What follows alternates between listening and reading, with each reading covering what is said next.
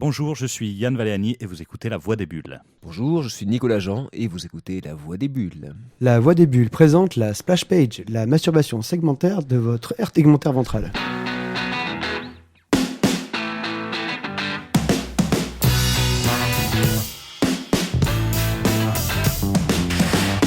Et ben c'était un départ plus qu'hasardeux après maintes reprises, maintes essais. Merci à Tizak de ton aide. Mais écoute, j'ai essayé, je fais ce que je peux.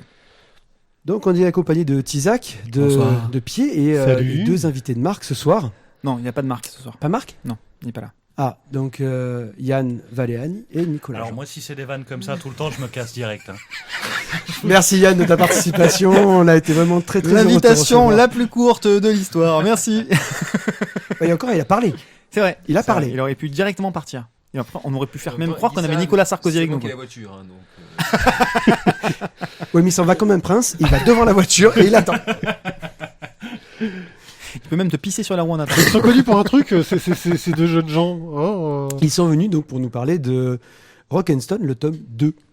Voilà, on va peut-être revenir sur le 1 aussi. Je On pense. reviendra un petit peu sur voilà. là, mais ils vont un petit peu... Sinon, on va spoiler comme des bourrins.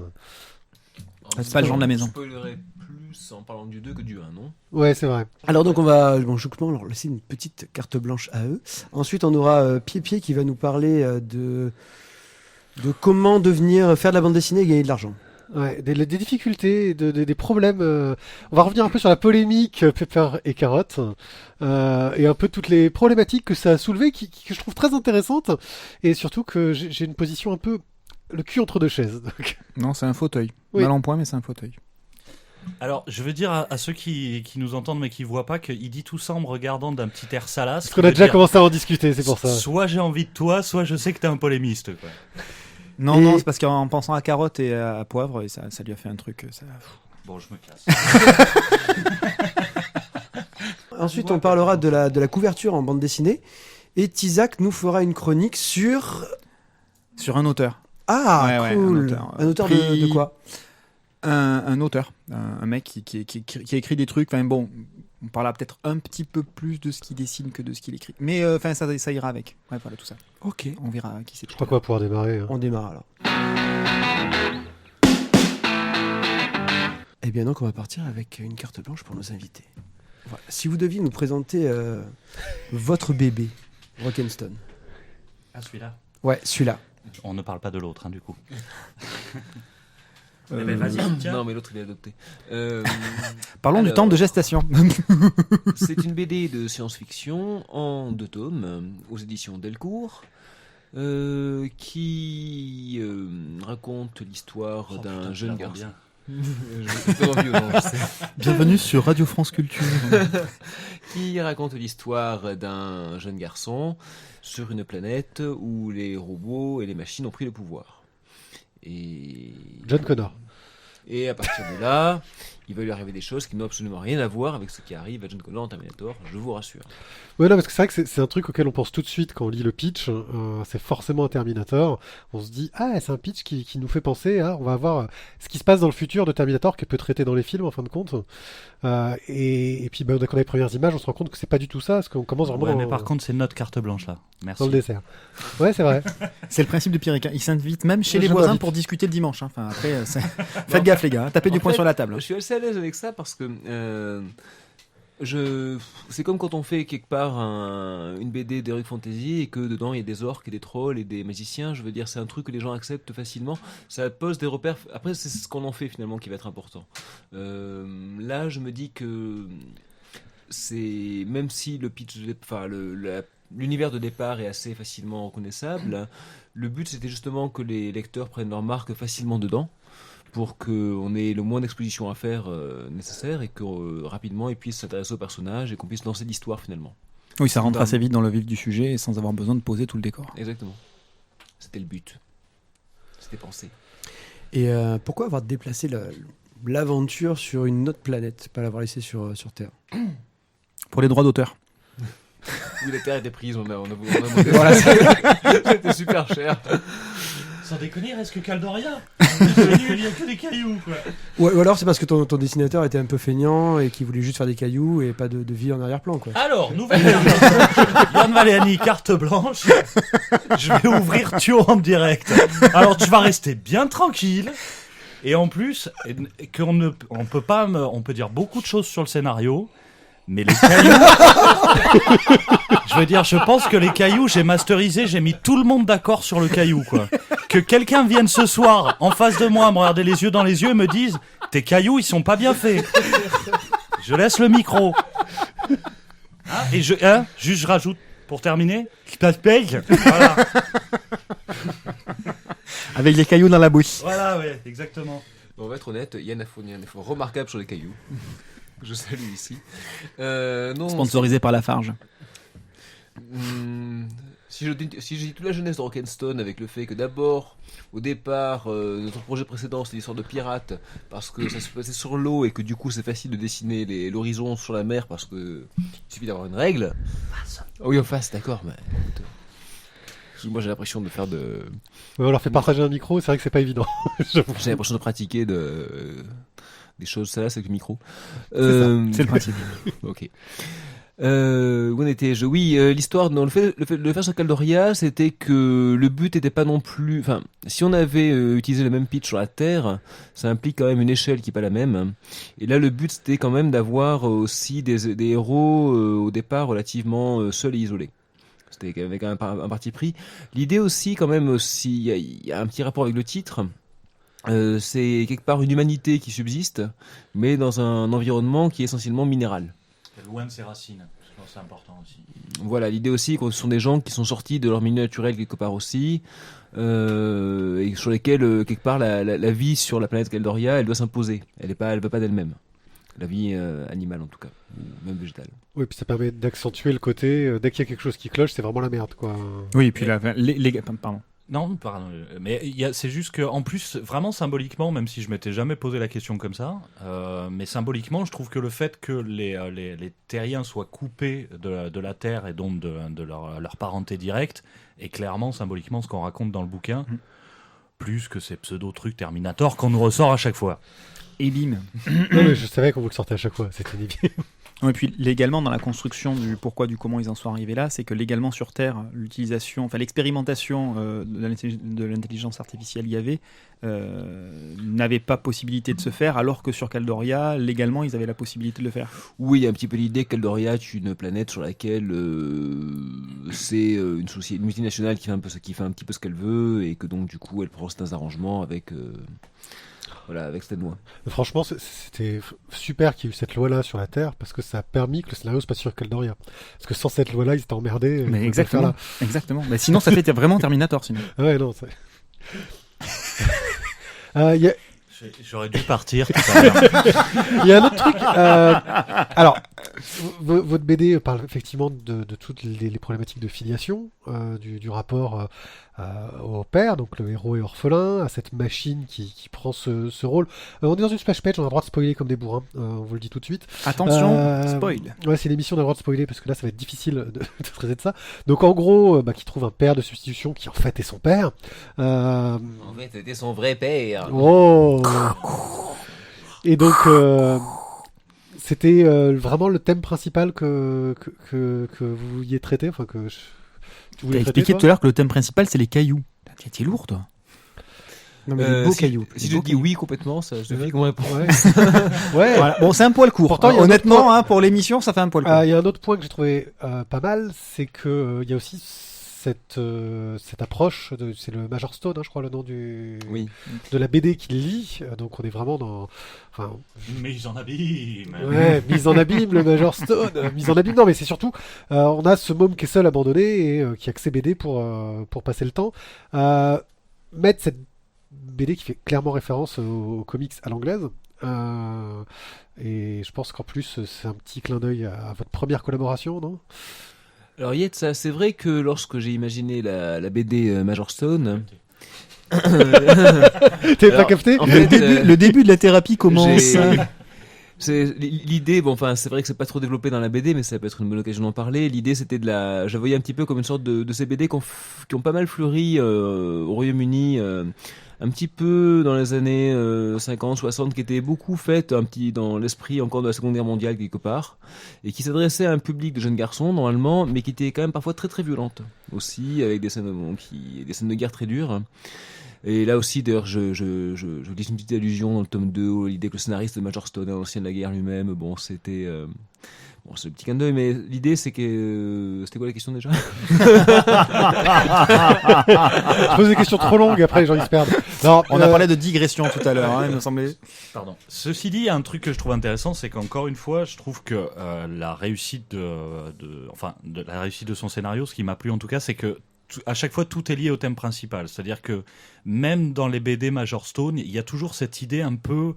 vous savez, cette idée du père, une idée du père, d'une autorité, et tout dans Major Stone, dans son créateur, etc., indique le fait que c'est inspiré des BD des années 50. La position d'un père, d'un père supposé, de ce qu'est réellement un père, une autorité, etc., ce côté un peu fort, un peu machiste, etc., et tout le positionnement de Daniel Gelbstein par rapport à son fils, quoi. Et encore une fois, ça ramène au thème principal, et c'est pour ça que j'ai trouvé ça bien.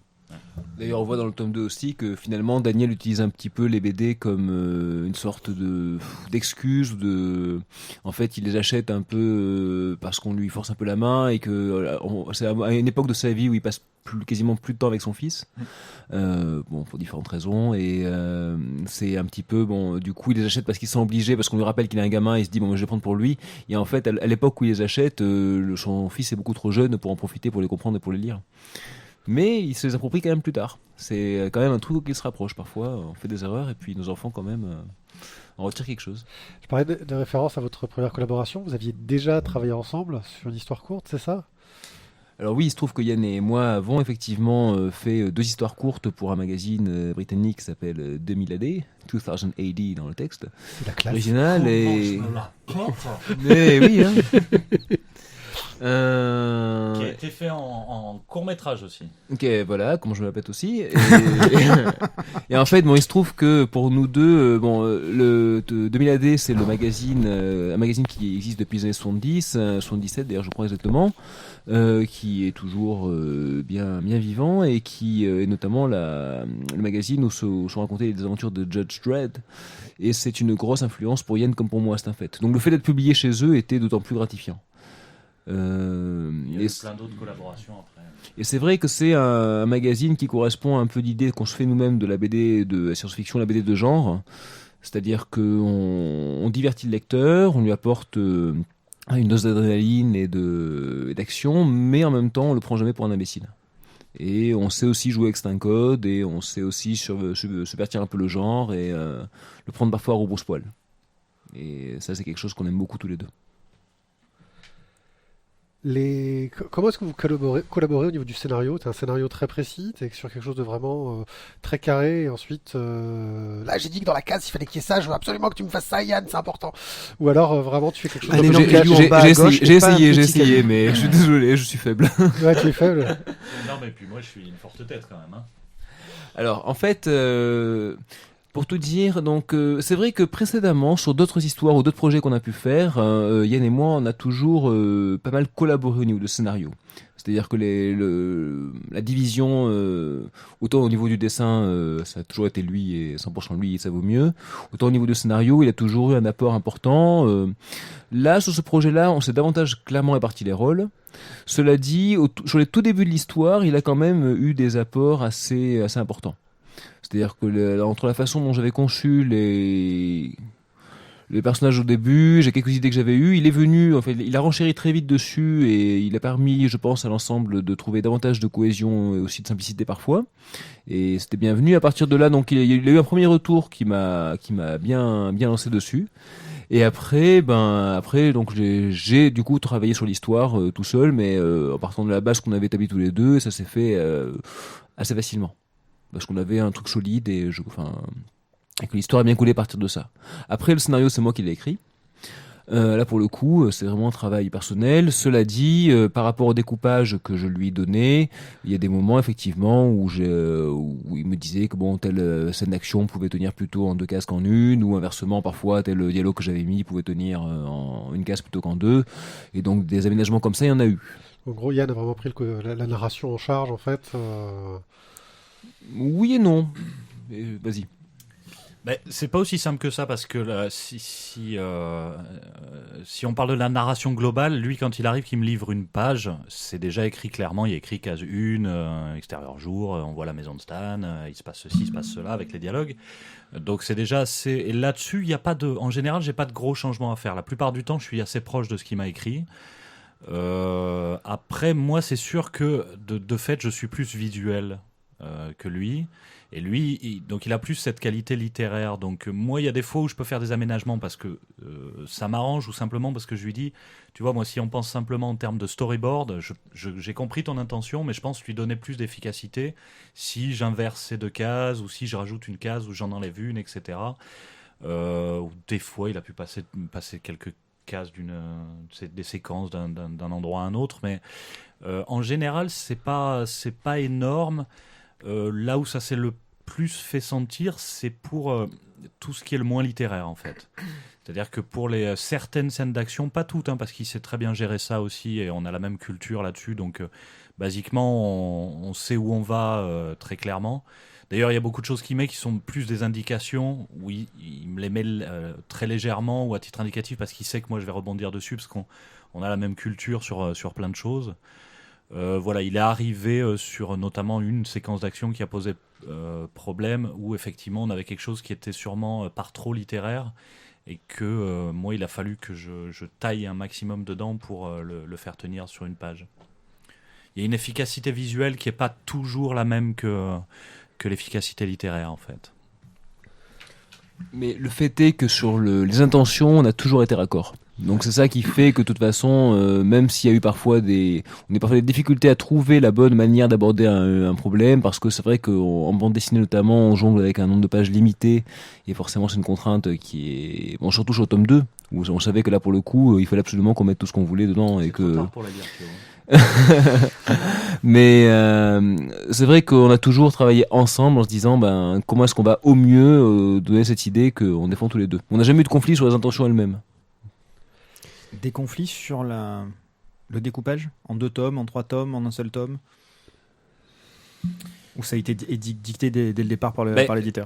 Non, pas l'éditeur a absolument rien à voir là-dedans, même si ça les a arrangés qu'on arrive avec une histoire complète en 2 tomes, parce que les éditeurs ont bien, enfin c'est paradoxal de dire ça, j'allais dire, ils ont bien conscience que qu'ils ont saoulé le public à force de faire des séries qui en finissent jamais. En fait, les éditeurs ont besoin maintenant de rassurer les lecteurs à cause du merdier qu'ils ont fait avant.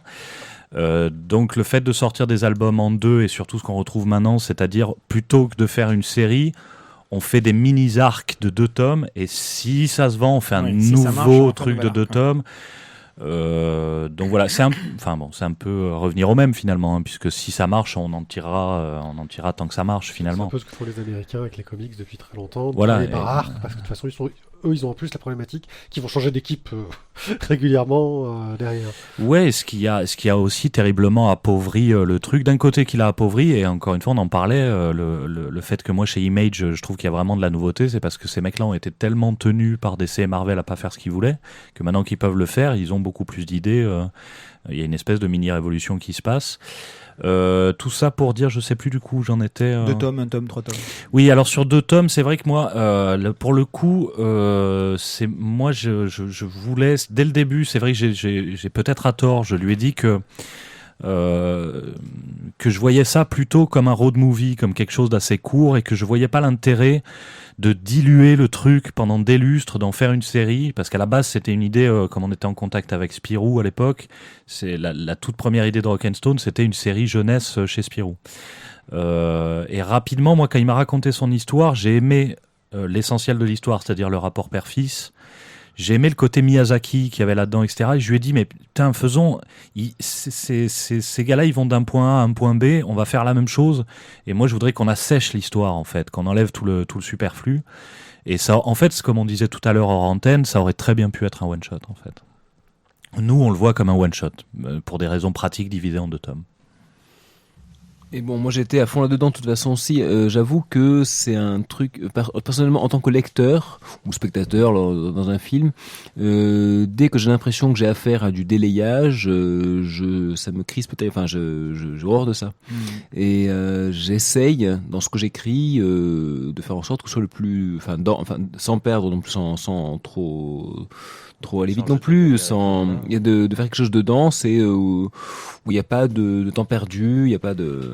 Je fais un truc de danse. Allez, danse, il y a une danse. Bon, les blagues visuelles à la radio, ça marche pas. Hein. Tu fais pas une émission de radio, toi aussi Si, on en parlera, mais là, c'était pour vous, les gars. Ouais. Donc me dire, voilà, on a une histoire qui est carrée, on sait où elle va, on a 2 tomes pour la raconter bien, personnellement, ça me convenait très bien. Mais moi, quand je l'ai lu, justement, le tome 1 et le tome 2... Alors toi, t'avances comme un serpent, je te sens pas là. Là, tu me sens Il y pas. a un truc, il y a un truc pas net. parce qu'en fait, Je sens que c'est le mec qui va nous tomber dessus, tu vois. Il est vice là. Ouais, voilà. Parce qu'en fait, non, Yann, c'est ma main qui est sur ta jambe depuis tout à l'heure. C'est pour ça. C'est pas un serpent. Laisse-la où elle est. Allez, vas-y, tu permets que je t'appelle Splash Plague. Vas-y, envoie ta critique, Thio. Donc, je disais, en fait, en ayant lu le tome 1 et le tome 2, donc tout récemment, c'est il y a 3 10 minutes. Spirou. Donc, Dis chaussette. j'en étais... Chaussette. T'en es ta chaussette. J'ai eu la sensation on sur le mettra tome toutes 2 les en fait, que explications ça, mitigées, je crois. que c'est allé un petit peu vite justement dans le tome 2 et à la fin donc j'ai eu un peu de frustration donc bon peut-être que voilà c'est allé un petit peu rapidement et j'ai trouvé ça dommage finalement. Est-ce que du coup même en partant au départ sur un road movie, est-ce que en rallongeant comme tu disais tout à l'heure le 2e tome, est-ce qu'on n'aurait pas pu avoir un petit peu plus de... En fait moi, ça m'a tellement plu que j'en aurais voulu davantage quoi. Je me permets de rebondir un peu pour étoffer entre guillemets Oui. ta remarque parce que j'ai eu le même sentiment sur la scène de fin qui est la grosse scène de fin contre le gros méchant ordinateur machin et il manquait cet effet climax, j'ai trouvé en tout cas. On sent qu'on y arrive, on sait qu'on y arrive et j'ai trouvé qu'il manquait une pleine page, un truc boum qui symbolisait un petit peu cet effet là. Voilà. Alors, après je te laisse le micro, mais si je peux dire un truc, parce qu'en fait il y a 2 questions en une, hein, sur le fait d'avoir peut-être fait plus long sur le tome 2, moi je peux être assez d'accord avec ça, surtout que c'est un truc qui revient pas mal. Après j'ai envie de dire, les cailloux on voit que c'est pas toi qui les as dessinés. Non, mais ceci dit, après pour l'histoire du climax, après je laisse la parole à Nico pour voir ce que lui il en dit, mais sur l'histoire du climax, ça me rappelle une histoire qu'on a eue au moment où on a vendu Rock'n'Stone aux éditeurs. On avait un éditeur qui était très intéressé, que je citerai pas, les humanoïdes associés, qui nous avait... les humanoïdes associés, qui nous Ça aurait bien collé à leur ligne. Alors, ce qui était drôle, c'est que ça collait visiblement pas assez parce qu'ils nous ont demandé plein de changements qui auraient fait une BD 100% humanoïde associé. Parce que moi, c'est un concept que j'ai un peu de mal à comprendre. Voilà, ils m'ont aussi appelé en douce dans le dos de Nico pour savoir si je voulais pas bosser pour eux sans le scénariste. Mais c'est mon micro. J'aurais dû aller avec. J'ai un truc vachement intéressant à dire. Ils voulaient te mettre Jodorowsky à la place. Non, mais par exemple, juste un truc emblématique. Au lieu d'avoir que le héros soit un jeune garçon, il voulait que ce soit plutôt un jeune adulte, un peu costaud. Enfin, je veux dire, un héros viril. Enfin, voilà, c'était. Alors, du coup, en fait, par exemple, un des trucs qu'ils avaient demandé comme changement, c'était, ils nous disaient, ce qui est pas bien dans la BD, c'est qu'on ne voit jamais Yahvé. Il faudrait l'incarner. En gros, ils voulaient le mettre ils voulaient en faire un robot. Ce à quoi j'ai eu terriblement envie de leur répondre. Et Sauron dans Le Seigneur des Anneaux, c'est de la merde, ça marche pas. Mais je me suis abstenu. Pas assez, visiblement, puisque ça finit par sortir. Tout ça pour dire que cette histoire de climax, pour moi, c'était pas vraiment essentiel. C'est-à-dire qu'il y a un côté anti.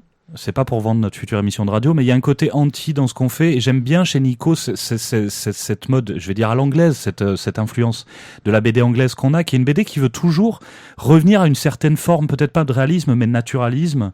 Et je crois qu'il y avait ce côté à la fin de pas vraiment vouloir y aller dans un truc épique, et au contraire de revenir sur quelque chose de très intime. Il y a par exemple une donnée que j'ai proposée à Nico et qu'il a accepté, je pense, de bon cœur, c'était le fait que Stan il perd de son intégrité physique. Pour moi, c'était important qu'il y ait aussi ce truc-là. Ce que je veux dire, c'est que c'est des petits détails, mais il y a un côté naturaliste, un côté organique. Et en tout cas, pour moi, le fait qu'il n'y ait pas réellement un climax, c'est plutôt une bonne chose. Moi, c'est plutôt en tout cas quelque chose que j'apprécie, quoi. Voilà, c'est vrai que a posteriori, on peut toujours se dire que là, on aurait peut-être pu rajouter une page pour donner davantage d'ampleur. Effectivement, c'est. Après, voilà, je pense aussi que si on avait fait un climax épique, on aurait peut-être pu aussi nous le reprocher pour des raisons différentes, en disant que finalement, c'était peut-être un petit peu trop convenu, c'était. Mais j'avoue qu'honnêtement, j'assume assez bien les éléments essentiels de la fin. Je pense que sur la bataille finale, on va dire, avec l'anti-Rocky, on peut appeler ça comme ça, on aurait pu faire quelque chose de plus long. Dragon Ball, on aurait fait 25 tomes. Oui. Voilà. Et honnêtement, parce que Dragon Ball ne faisait pas ce genre de choses. Mais en même temps, je pense que si on est un petit peu honnête, ce genre d'affrontement, ça se résout très vite. Et j'ai pas voulu tirer à la page pour montrer des gros mechas qui se balançaient des coups de poutre à la tête pendant 2 heures. Voilà, j'avoue. Si vous voulez du coup pas de scénario mais des mechas qui se poutrent, Guillermo del Toro et votre ami Pacific Rim, passez votre chemin. Ah ça, il fallait qu'il me place Guillermo del Toro dans une émission. Même du One Eye Club, je viens le pourrir jusque sur le One Eye Club. Fusée de coude. Alors la question rejoint un peu parce que c'est ce que demandait un de nos auditeurs qui... Van de bouche. Sur le... ce demandait un de nos auditeurs sur Facebook qui se disait que c'était bon. Je te dis la question, la BD est efficace, personnage principal intéressant, mais il manque un supplément d'âme, d'accroche. Il se demandait s'il y avait moins de place que prévu, moins de temps pour le faire. Vous avez bien répondu à ces questions, je pense. Ouais, voilà, moi j'ai bien aimé votre réponse pour le coup. Voilà. Non, mais c'est vrai. On n'en dira pas plus au risque de dire une connerie, du coup. C'était en trop, ça Spirou. Spirou, je trouve que ça aurait bien collé aussi avec la nouvelle ligne éditoriale de Spirou, avec des séries comme Harmony, des séries un peu comme ça. Ça aurait pu avoir sa place. Mais pendant longtemps, il a été question. Je pense qu'on avait très envie. Moi, en plus, c'était un moment où j'avais envie d'aller vers de la BD jeunesse. On avait envie de bosser avec Spirou, mais c'était quand même assez compliqué parce que. Vous parlez pas belge. Oh là là. Oh, la blague limite raciste. Ouais, quoi. je trouve aussi. Ouais. Alors moi, je tiens à me désolidariser complètement de ces propos. J'aime beaucoup les Belges. Biens, on en connaît des biens. Au moins un. Et tout ça pour dire que... pour dire quoi ? Pour dire... Mais je me rappelle aussi qu'à l'époque, alors je veux pas trop charger non plus, mais... il y avait quand même des demandes assez précises du côté éditorial chez Spirou. Quand on connaît les histoires internes, que du coup, il y a la valse des sièges, il y a un qui est remplacé par l'autre, donc il y a forcément ce qu'il a fait l'autre avant moi, c'est de la merde, donc moi je veux... Chacun est pissé dans les coins pour mettre son truc. Voilà, et du coup, toi en tant qu'auteur, t'arrives avec plein de bonne volonté, l'envie de faire quelque chose de bien, on te dit oui, mais ça serait bien de faire comme ci, oui, ça serait bien de faire comme ça, et ça finit par éroder les meilleures volontés, très franchement. D'ailleurs, vous parlez beaucoup des relations avec ce qu'on a voulu vous faire changer. Donc là, vous aviez un directeur de collection, qui est David Chauvel, qui est aussi scénariste pour le coup, et puis scénariste, il fait des piles de BD, quoi. Vétéran. Voilà. C'est un vieux, quoi. Quelle a été son influence dans Rock'n'Stone ? Est-ce qu'il vous a dit « Ah, c'est génial, je prends, maintenant démerdez-vous dans votre coin » ou est-ce qu'il était présent ? Est-ce que vous avez eu un travail éditorial derrière, quoi ? Là, pour le coup, ce qui est très bien, c'est... Ce qui est très bien, c'est qu'en fait, il a pris le projet tel quel. Il a proposé strictement 0 changement. Il a compris ce qu'on voulait faire, il a approuvé, il a adhéré, il a soutenu. Après, à partir de là, il a été présent, oui, parce qu'il a suivi le processus au niveau du storyboard notamment. En gros, est-ce que je comprends ? Est-ce que le rythme est bon ? Est-ce que la mise en page est bonne ? Est-ce que les dialogues fonctionnent ? Mais ça a toujours été dans le souci de s'assurer que nos intentions étaient servies au mieux. Il n'a jamais essayé d'ingérer, de dire non, vous devez plutôt rendre cette scène plutôt comme ci, plutôt comme ça. C'est toujours, je comprends ce que vous voulez faire. Ben peut-être que je pense que ça marcherait mieux si vous le faisiez comme ça. Oui, Et il vous a parfois, pas ils disent aussi c'est super les gars, continuez. Bien Oui, il sûr. vous a pas amené de nouvelles idées, c'est-à-dire qu'il a pris vos idées telles quelles, mais il vous a donné des trucs. Ça serait plus efficace pour votre idée comme ça. C'est ça, en C'était gros. notre premier lecteur et un lecteur finaux, quoi. Non, ce qu'il a fait au début, c'est qu'il a un Pas petit vos peu, parents, quoi. il a un petit C'est trop bien, mon peu. chéri. Alors ma mère l'a lu, elle a pas dit que du bien. Voilà, elle a dit qu'elle avait rien compris en gros. Non, en fait, au début, il a testé un peu le truc. Je me souviens qu'au début, sur le scénario, il me posait pas mal de questions, pas mal en me disant alors pourquoi est-ce que ci, pourquoi ça, pourquoi est-ce que la Terre ils ont pas fait ci, pourquoi est-ce que le héros fait comme ça, pourquoi est-ce que le robot il fait ci à tel moment et pas ça. Il a cherché les failles, il a bossé de façon assez rigoureuse et Je vais dire la vérité. Non, vas-y, continue. je suis vexé Yann. Continue ton pipeau, là. Et donc il a vu que c'était béton et qu'il n'y avait rien changé et tout allait bien. Non. Ce qui a tout sauvé, c'est les Allez. cahiers quand même. Maintenant, l'instant vérité. Non, vraiment, pour le coup, en plus, au début, quand on a proposé le projet, je pense assez clairement, il nous a dit venez le faire avec moi, parce que moi, je comprends ce que vous voulez faire, et c'est par rapport à ce que je pouvais dire sur les Humano tout à l'heure ou quoi, c'est vrai que c'est ça qui nous a fait pencher, surtout que moi, avec le passif que j'avais chez Delcourt, c'était pas gagné. Et du coup, c'est pour ça qu'on n'a pas signé avec Delcourt. Enfin, moi, en tout cas, j'ai pas signé avec Delcourt, j'ai signé avec David Chauvel, en premier lieu. Et là-dessus, il s'est jamais trahi.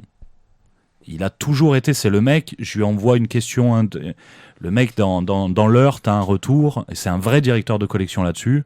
Le mec, s'il faut qu'il aille au clash, il va au clash parce qu'à un moment, il va dire, vous faites ce que vous voulez, les mecs. Mais ça, moi, je vous dis, c'est pas bon, ça me plaît pas, ça passe pas, on comprend pas, le lecteur comprend pas.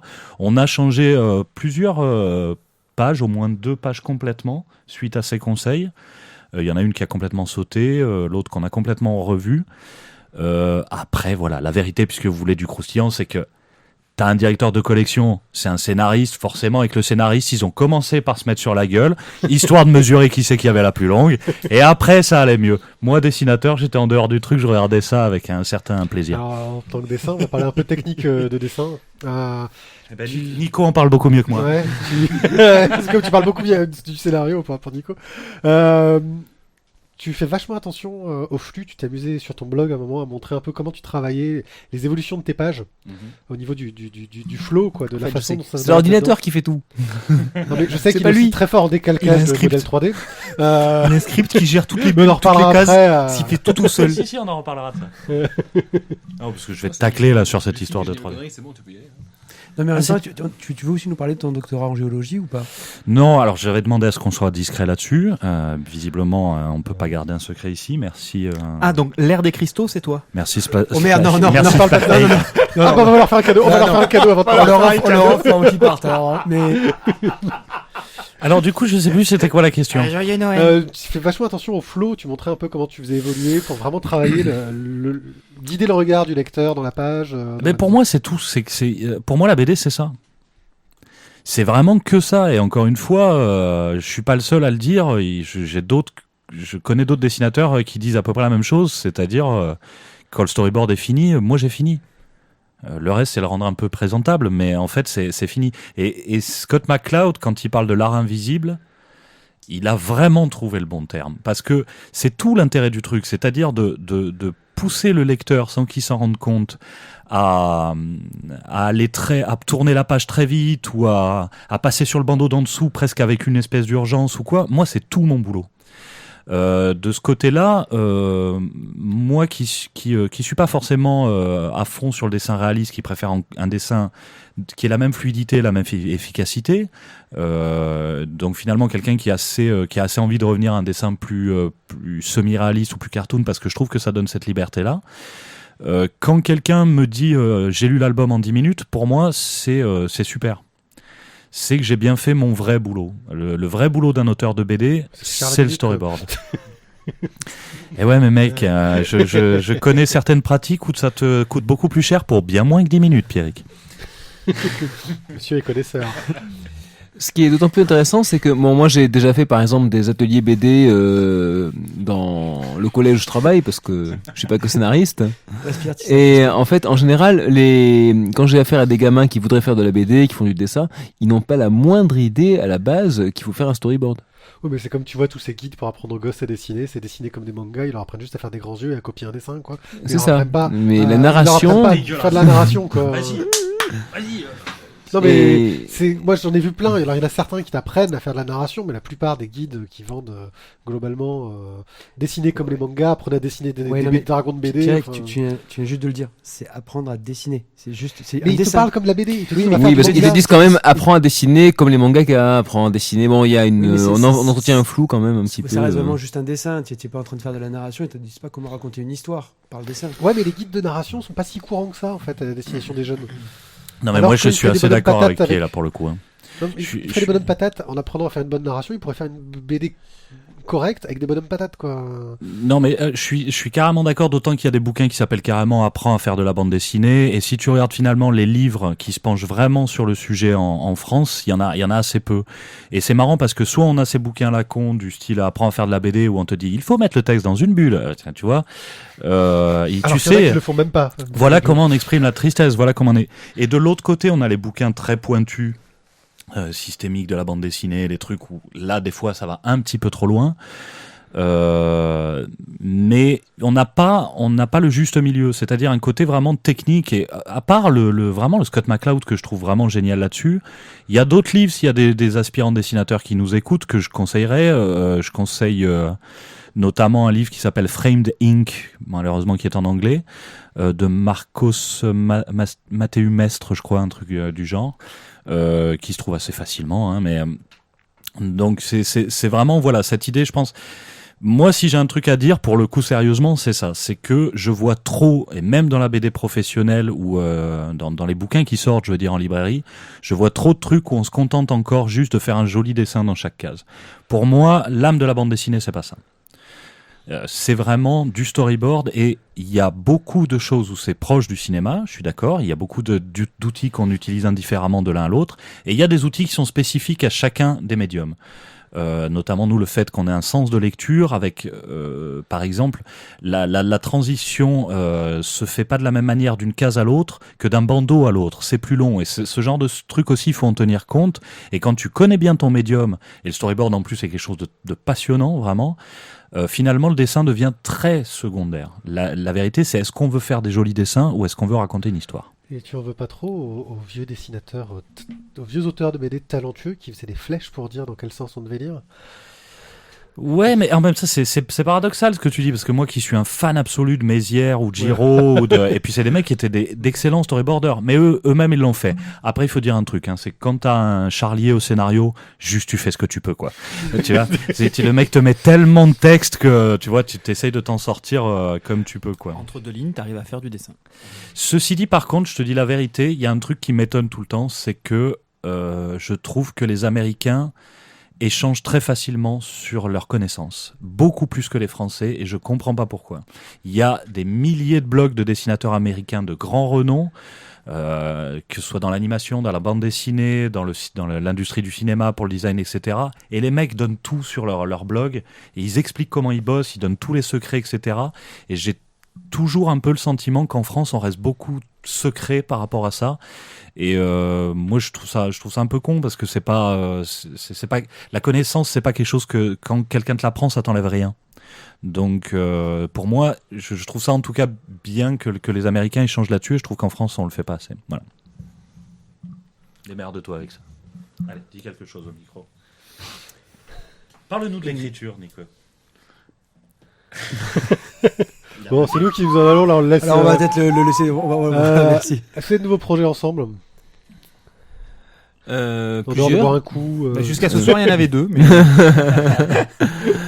Alors, dans la voiture, on parlait d'un projet, justement. Oui, dans la voiture, on parlait d'un projet, c'est vrai. Les projets qu'on a ensemble, alors il y a des projets à court terme qui sont des projets plutôt qui n'ont pas grand-chose à voir avec la BD, mais donc Non, mais le podcast- prochain repas du Parce que les week-end, gens vont donc mariage pour donc tous, nous, tout ça. donc nous aussi on a par exemple Yann porte le projet de faire renaître le podcast Antipop en version vidéo, donc Ouais, j'en ai là entendu parler, ouais, ça va. ouais, ça te parle un peu, non? Ouais. Tiens, ça t'est venu aux oreilles. Donc c'est quelque chose qui va nous prendre un peu de temps forcément, et avec grand plaisir. Il y a aussi bon, c'est vrai que ces derniers temps, Yann s'est plutôt tourné vers tout ce qui était court-métrage et réalisation, et c'est quelque chose qui est aussi intéressant pour moi en tant que... C'est pas la même approche de l'écriture, mais c'est quelque chose qui m'intéresse également. Après, au niveau BD, c'est vrai que ce serait plutôt pour des histoires courtes quand je verrai collaborer dans le futur proche, parce qu'il y a une question d'emploi du temps simplement qui fait que, surtout lui et même moi, parce que je fais aussi, j'ai un boulot à côté, je fais également la traduction, donc au moment on peut pas non plus toujours être franc. Après, des projets de BD toujours, sur le long cours, ça on en a plus, on va dire à moyen ou à long terme. Et c'est vrai que on pense de plus en plus à des projets carrément, pourquoi pas se tourner vers le marché américain. Parce que c'est vrai qu'à un moment on se dit que si on veut faire un truc un peu serial qui reste populaire mais tout en apportant un petit peu des idées nouvelles, c'est peut-être aujourd'hui là qu'encore se trouvent les meilleures options. Je pense que dans ce scénariste, tu trouves l'idée du marché américain. Maintenant, je vais juste dire un truc. J'allais dire. 22 planches par mois. Ouais, non, non, tu me l'as volé celle-là. Mais comme du coup Yann me déteste déjà, je pensais plus. Alors là, ça s'adresse à moi, donc, visiblement. Alors, effectivement, je sais que je suis un dessinateur. La légende veut que je sois un dessinateur lent, et c'est pas qu'une légende d'ailleurs. C'est vrai que je peux être assez lent. Après, ce qu'il faut comprendre, c'est que sur du comics, il y a deux choses. C'est qu'il y a beaucoup moins de cases par page. Oui, c'est ça. Et la deuxième chose, c'est que moi, justement, c'est pas la même chose de faire une page en réaliste comme sur Rock'n'Stone. J'appelle ça du réalisme, même si ça n'est pas complètement par réaliste. J'entends quelque chose de très détaillé avec. Il y a beaucoup de boulot sur les personnages, etc. Moi, j'essaye de plus en plus de pencher, comme je disais, vers un dessin plus semi-réaliste, ou en tout cas un dessin qui cherche l'efficacité. C'est quelque chose aussi que j'admire chez les Américains. Par exemple, je sais qu'en ce moment, je m'intéresse beaucoup, comme beaucoup de mes contemporains, au travail de Sean Gordon Murphy, parce que lui, comme Mignola, comme beaucoup de dessinateurs américains actuels, il y a une recherche de l'efficacité maximum, et c'est comment on peut faire vite quelque chose qui ne perd pas de qualité, qui frappe, et notamment si vous regardez Sean Murphy, sa gestion des décors, c'est incroyable, parce que quand tu regardes la case, tu te dis waouh, c'est super chiadé, c'est incroyable son décor, et quand tu penches vraiment dessus, tu te rends compte que c'est 3 traits jetés très très rapidement. Donc voilà, c'est pas la même technique, c'est pas la même manière de penser les planches. Effectivement, c'est 22 planches par mois, mais c'est là, il faut se fixer un truc de... Voilà, t'es beaucoup plus dans une idée de production, quoi. Et du coup, ça explique pourquoi ils peuvent, à côté de ça, en plus, faire des blogs, des vidéos, des tutos, etc. Et chacun de votre côté, dans la bande dessinée, des projets? Alors, moi, Tu fais une trace, je sais pas si tu peux en parler. Je peux en parler. Il y a des trucs sur lesquels je suis censé être assez discret, mais là, actuellement, je travaille sur une traduction d'une bande dessinée qui s'appelle ElfQuest, qui a été publié aux États-Unis par le couple Wendy et Richard Pini en indépendant, je crois, sur plusieurs années. C'était chez Zenda, je crois. Et en fait, voilà, plusieurs éditeurs français ont essayé de les publier. Les derniers en date, il me semble que c'était Vent d'Ouest, en fait. Ouais. Mais je ne crois pas qu'ils aient réussi à les publier jusqu'au bout. Après, ils avaient un format un petit peu particulier. En fait, ils publiaient chaque album séparément, format franco-belge, mais avec du coup des albums de 32 pages. Oui. Donc là, l'idée, c'est qu'en fait, ce sera une nouvelle maison d'édition qui s'appelle, si je ne m'abuse, LA99. Qui va publier ça. C'est dirigé par Éric Joly, le libraire du Snorgleux. Et donc l'idée là pour le coup ce serait de publier l'intégrale du premier cycle qui fait quand même environ 700 pages, de le publier en normalement 5 tomes environ. Et donc je travaille là-dessus, voilà, beau bébé, je travaille là-dessus actuellement, ça m'occupe bien déjà mon temps libre. Ça fait des beaux week-ends, quoi. Oui. Et toi Yann Alors moi de mon côté, déjà il y a j'ai reçu des propositions de scénarios. Il y en a certaines qui sont encore un peu en ballottage, mais le vrai problème pour moi, c'est que pour des raisons financières d'abord, je pense que c'est pour les gens qui s'intéressent à la BD, c'est plus un secret que c'est difficile pour un auteur de vivre de la bande dessinée, et c'est un grand problème que rencontre ce métier aujourd'hui. Et donc, comme beaucoup de mes collègues, je suis allé travailler dans la com, uniquement pour des raisons financières. C'est ça ou l'animation, j'ai l'impression, en général. Ouais, et tu retrouves en général des auteurs de BD qui, voilà. Alors, la plupart des auteurs BD, en tout cas de ceux que je connais, qui sont dans le même boulot que moi, gardent un pied dans la bande dessinée, mais tu peux pas y mettre ça peut pas être ton activité principale. C'est passé un certain âge, tu peux plus te permettre. Il faut bien comprendre que gagner un SMIC, c'est déjà quelque chose. Et c'est même pas assuré en bande dessinée. Et comme en plus tu es indépendant, c'est un SMIC, mais sans tous les avantages du salariat. Donc arriver à un certain âge, à un certain moment de ta vie, c'est quelque chose que tu peux, même avec la meilleure volonté du monde, que tu peux plus difficilement accepter. Donc comme beaucoup d'autres, j'ai fait ça. Donc ça me prend beaucoup de temps. Donc pour l'instant, je m'engage pas trop sur des trucs où il y a des deadlines courtes ou des séries au long cours parce que ce serait pas possible, parce que je mettrais un temps fou à le faire. Après, j'ai des projets personnels aussi au scénario, mais pour l'instant, je bosse tranquille dans mon coin là-dessus.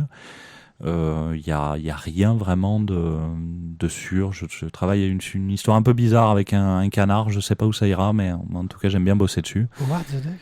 Voilà, un truc un peu chelou comme ça. Et mais voilà, bon, plein de projets, donc voilà, un peu du court-métrage et quoi d'autre. Et donc Antipop, alors justement, il faudra qu'on en parle, je te laisserai peut-être en parler dans ton émission. On peut en parler maintenant, je pense, après on enchaînera sur la suite. Ouais. On avait déjà fait un joli crossover avec Antipop Voilà, dans le ouais. club. On va faire le crossover foiré, quoi. Pourquoi Ouais. foirer? Il y a eu un petit problème d'enregistrement, je crois. Ah, techniquement parlant, c'était pas. Ah, mais Antipop, on mettait un point d'honneur à avoir des enregistrements pourris. Hein. C'est vrai que c'était eux qui faisaient la technique. C'est ce qu'on appelle une ligne éditoriale. D'ailleurs, on a reconduit les mêmes techniciens pour la saison 2, donc comme ça on est sûr que... Alors l'idée de cette renaissance d'Antipop, c'est de faire quelque chose en vidéo, en live et avec beaucoup plus de monde. Donc a priori, les bonnes gens du One Eye Club seront là désormais à chaque numéro d'Antipop, si je ne m'abuse, à peu de choses près. Autant que possible. Non, non, ne fais pas un crossover, j'ai déjà dit oui en fait. On a déjà parlé avec Pierre. Ouais, on en a parlé. Non, il n'y a aucune obligation, mais en tout cas, vous savez que vous êtes invité à chaque numéro, donc il y aura beaucoup plus de gens. Il y a des gens qui viennent d'un peu tous les milieux geeks marseillais. Et des gens du French Geek, il y a des gens, il y a un YouTuber, le Commis des Comics, Monsieur 100 000 vues. Donc voilà, on risque d'être plein. On va à ce coup-ci, parce qu'on en a beaucoup parlé dans les précédentes saisons d'Antipop, cette fois-ci il y aura des chroniqueuses. Enfin. Non, peut-être bien deux, parce que y a une jeune fille qui fait des chroniques littéraires en Thierry plus. sera pas disponible tous les mois, c'est pas possible.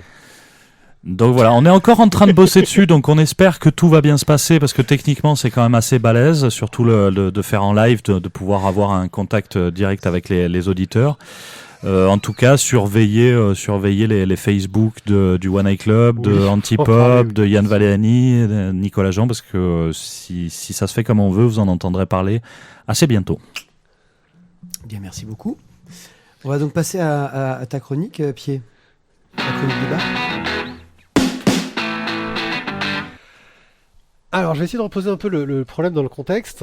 Il y a eu une bande dessinée qui est sortie il y a peu de temps, qu'on a chroniqué la semaine dernière, qui s'appelle Pepper et Carotte, qui est sortie sur un modèle assez inédit, assez original, qui à la base, moi, était un projet que je trouvais vraiment intéressant de par ce modèle. Et puis, il y a eu l'histoire de l'arrivée de la publication papier qui a fait créer beaucoup d'inquiétudes chez les auteurs en général. Alors je vais essayer de vous remplacer ça un peu. J'espère que tu l'as eu en service presse.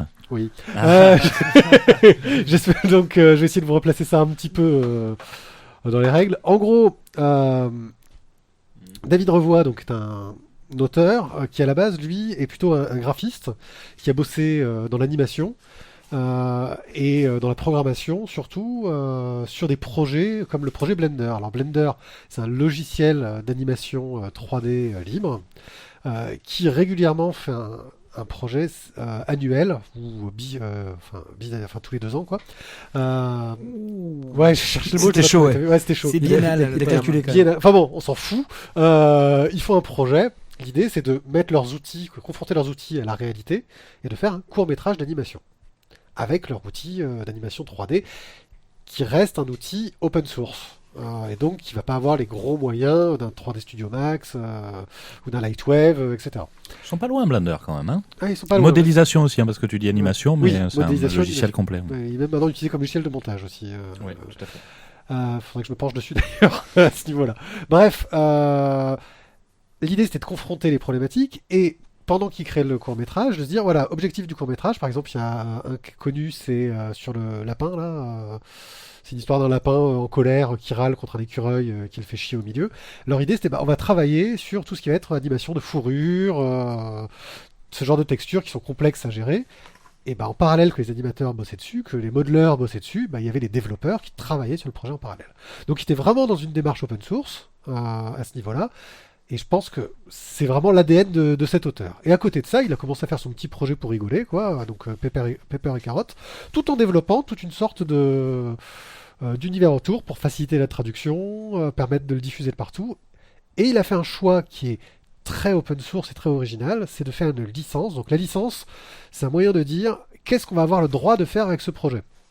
C'est de dire si vous voulez l'utiliser, est-ce que vous pouvez ou pas. Donc en gros, il y a un système de licence qui s'appelle le Creative Commons, qui est un ensemble de licences qu'on peut opposer entre guillemets au copyright, et qui vont l'auteur va pouvoir dire quand il met sa BD dans le Creative Commons quel module il va choisir. Le module le plus connu, c'est le BY, c'est-à-dire qu'à partir du moment où on met le module BY, toute personne qui utilisera cette bande dessinée, ce projet, parce que ça marche aussi pour du code, pour quoi que ce soit, est obligé de dire qui a créé le code original. Puis après, on va pouvoir dire, vous avez le droit de le transformer ou pas, vous avez le droit de le commercialiser ou pas, etc. Et David Revoy a fait le choix de le mettre sur une licence non commerciale, c'est-à-dire qu'en gros, n'importe qui peut prendre son travail, dont il refile les sources, c'est-à-dire tous les fichiers sources, qu'il a fait dans un logiciel libre. Donc en gros, je trouve que d'un point de vue formateur, pour n'importe qui s'intéresse au dessin, au traitement du logiciel, c'est génial parce que tu peux voir comment il a bossé. Moi, je me souviens une fois d'être tombé sur le fichier Photoshop d'un dessin de James Jean. Et quand tu vois, James Jean, c'est un auteur que j'adore, il faisait des couvertures de Fables, avec mon accent. Je le veux bien, le fichier. Ouais, quand tu vois comment il bosse, tu te dis waouh, le truc de dingue. Et je trouve ça super intéressant et formateur. Donc, j'ai trouvé que c'était une démarche géniale. Sauf que après, on arrive sur le côté commercial, parce que ce projet-là a fini par attirer l'œil de Glénat, parce que lui a commencé à faire sa com, il a commencé à créer un Patreon, c'est-à-dire tous les gens peuvent mettre des sous par mois pour l'encourager à poursuivre ce projet-là, qui lui retombe quasiment directement dans la poche. Il y a une petite commission de la société Patreon. Puis il a commencé à avoir du monde qui le suivait, et puis ça a fini par attirer l'œil d'un gros éditeur qui aurait pu très bien prendre les fichiers et les utiliser sans poser de questions. Mais il y a eu toute une démarche qui, je pense, est à la fois une démarche de com. Je pense que ça a le cul entre deux chaises, entre de la démarche de com et de la démarche pour éviter de s'attirer les foudres de tout le monde, de ne pas paraître pour le grand méchant. Glénat a fait un accord où, en gros, il participe au Patreon en donnant, pour une durée totalement déterminée, je pense que c'est le point un peu gênant, $350 par mois. Ils l'ont payé pour faire des modifications, pour pouvoir, entre guillemets, s'approprier les choses, pour éviter que leur édition, à eux, ne puisse pas être reproduite telle qu'elle.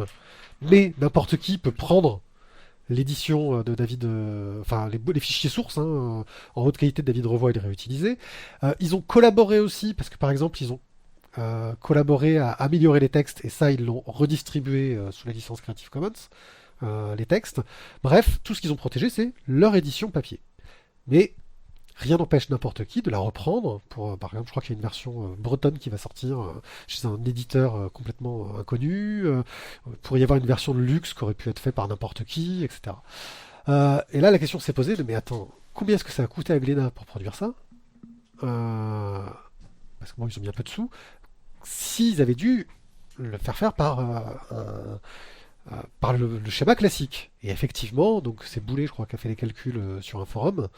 Il est en train de te dire, quand même, ils se sont fait bien des thunes quand même, Glénat. Ils ont bien gagné leur coup. Sans déconner. Là, tu es en train juste de nous annoncer que c'est une sorte de nouveauté. En fait, les éditeurs se font de la thune, quoi. Oui, c'est pas très nouveau, mais là, ils se font plus de thunes encore. encore plus que d'habitude. Et le problème, c'est que dans un marché où les auteurs crèvent de faim, où c'est une galère pas possible, ça fait très peur. C'est-à-dire qu'on a peur de se retrouver avec, pour les auteurs, je pense qu'on se retrouve avec la peur des précédents qu'il y a eu jusqu'ici. Il y a eu le jour où les éditeurs ont dit on paye plus à la page, on paye au forfait avec des avances sur droit. Donc déjà les auteurs ils en ont pris plein la gueule. Puis il y a eu le regardez là, il y a des jeunes qui font des blogs BD, on va les diffuser puis on va leur dire attendez c'est déjà fait, on va pas vous payer plus, on va vous payer moins cher, ça vous demande pas de travail que de le publier. Et donc ils ont commencé à publier des blogs BD en payant, mais au lance-pierre des jeunes auteurs qui avaient qu'une envie, c'était de publier, quoi, parce que ça fait toujours plaisir d'avoir un bouquin qu'on a fait, quoi. Et c'est vrai qu'il y a cette crainte d'un précédent.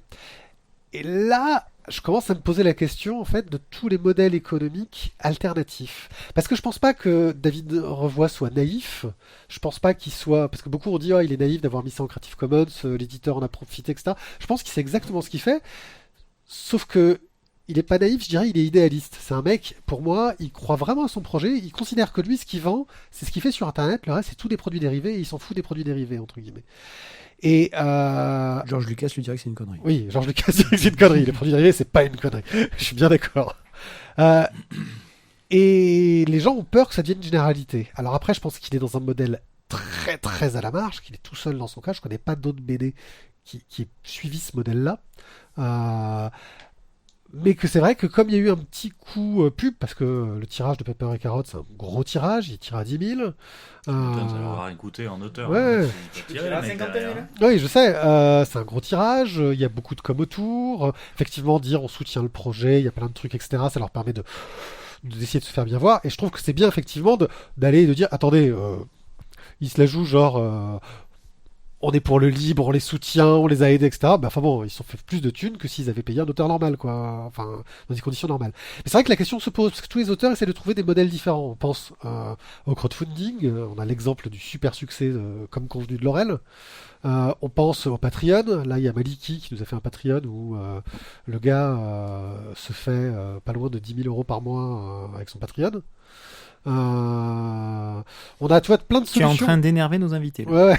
Tu vois, on a plein de solutions alternatives de gars qui disent bon bah l'éditeur, on l'oublie et on va essayer des solutions. Et moi, j'ai vraiment cette impression que David Revoy, il a fait avec ses principes à lui une expérience qui pour moi a montré ses limites tout de suite. Je veux dire, pour moi, c'est pas une expérience concluante, quoi. Je suis d'accord. Enfin, je vois pas comment ça peut marcher dans le paradigme économique actuel. Dans un autre monde où tout serait libre, où on n'essaierait pas de breveter l'humain, où on serait dans des situations un peu moins capitalistes, ça pourrait fonctionner. Mais je crois pas que ce soit le monde dans lequel on est.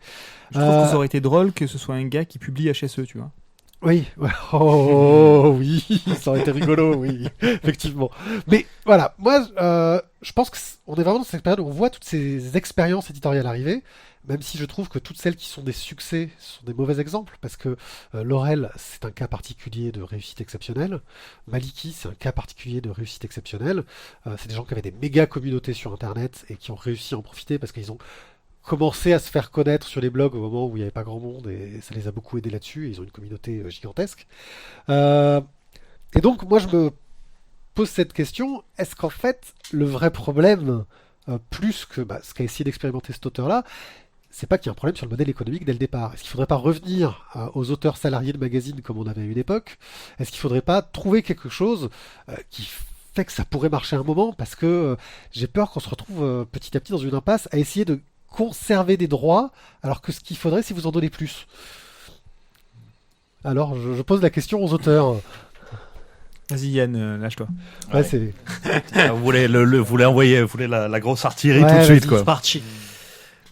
Écoute, moi, comme on avait parlé une fois rapidement, là, ça peut paraître bizarre, mais moi, j'en veux pas du tout à Glénat dans cette histoire. Moi, c'est à l'auteur, là, c'est à David Revoy que j'en veux. Et pour le coup, je sais que ça peut paraître bizarre de dire je lui en veux, mais oui, je lui en veux. Je lui en veux à cause de l'acte politique. Tout à l'heure, tu disais que Glénat, ce soit des capitalistes qui veulent gagner de la thune, c'est normal. Ils sont dans leur truc. Je dirais même qu'ils m'auraient été déçus s'ils avaient fait autrement. Non, c'est pas vraiment. J'aimerais bien qu'ils soient un peu plus mécènes, les mecs. Après, quand ils vont te dire oui, à côté nous on fait ça. Bon, enfin, tout ça c'est pipeau. C'est juste que les mecs, on leur donne une BD finie avec pas de droit d'auteur à payer, magnifique. Le David Revoy, là, tu disais, on a dit qu'il était naïf, je pense. C'est Revoy, hein, c'est comme ça. Revoy, je sais pas, Revoy, j'en sais rien, mais je dirais Revoy. Tu dis, oui, il y en a qui ont dit qu'il était naïf, je pense pas qu'il soit naïf. Je pense pas qu'il soit naïf. Je pense qu'il a une méconnaissance totale du métier de la bande dessinée. Je pense qu'il n'est pas du tout de ce milieu, c'est ce que je disais Alors, au début. reste dans ton milieu et viens pas nous emmerder, j'ai envie de lui dire. Le truc, c'est que, non mais, comprends-moi, c'est un mec, il a un boulot, ce type-là. Pour pouvoir faire ses trucs en open source, il a sûrement un boulot à côté, je sais pas si c'est dans l'informatique ou ailleurs, mais ce mec-là, il est comme chacun d'entre nous, il a besoin de manger. Et ce qui se passe en ce moment, c'est qu'on veut transformer la BD pour faire que les auteurs ne soient pas des gens dont c'est l'activité principale. Mais je vous laisse vous poser la question au niveau du patrimoine culturel de qu'est-ce qui se passe si on n'a plus d'artistes qui vivent de leur art et simplement qui sont obligés de le faire comme un truc du dimanche. Qu'est-ce qui se passe culturellement? Parce qu'il y a un moment, il faut en revenir ça au patrimoine, à la culture. Alors, bien sûr, vous allez me dire, le patrimoine, il appartient à l'humanité et de ce point de vue-là, ça revient dans ce qu'il a fait. Mais dans une situation politique et économique où on a une large paupérisation des auteurs, écoutez, je vais pas donner son nom parce que par délicatesse pour la personne, mais je discutais avec un mec qui est comme moi, qui est devenu storyboarder pour la pub et qui est un auteur de BD, un dessinateur extrêmement talentueux. Vous connaissez peut-être certaines de ses BD. Ce mec-là, on discutait l'autre jour au téléphone et il me dit, moi, je suis venu au storyboard pour une raison simple, c'est que je me suis retrouvé dans la rue. Il me dit, moi, je me suis retrouvé, j'avais une BD qui sortait, qui se vendait très correctement.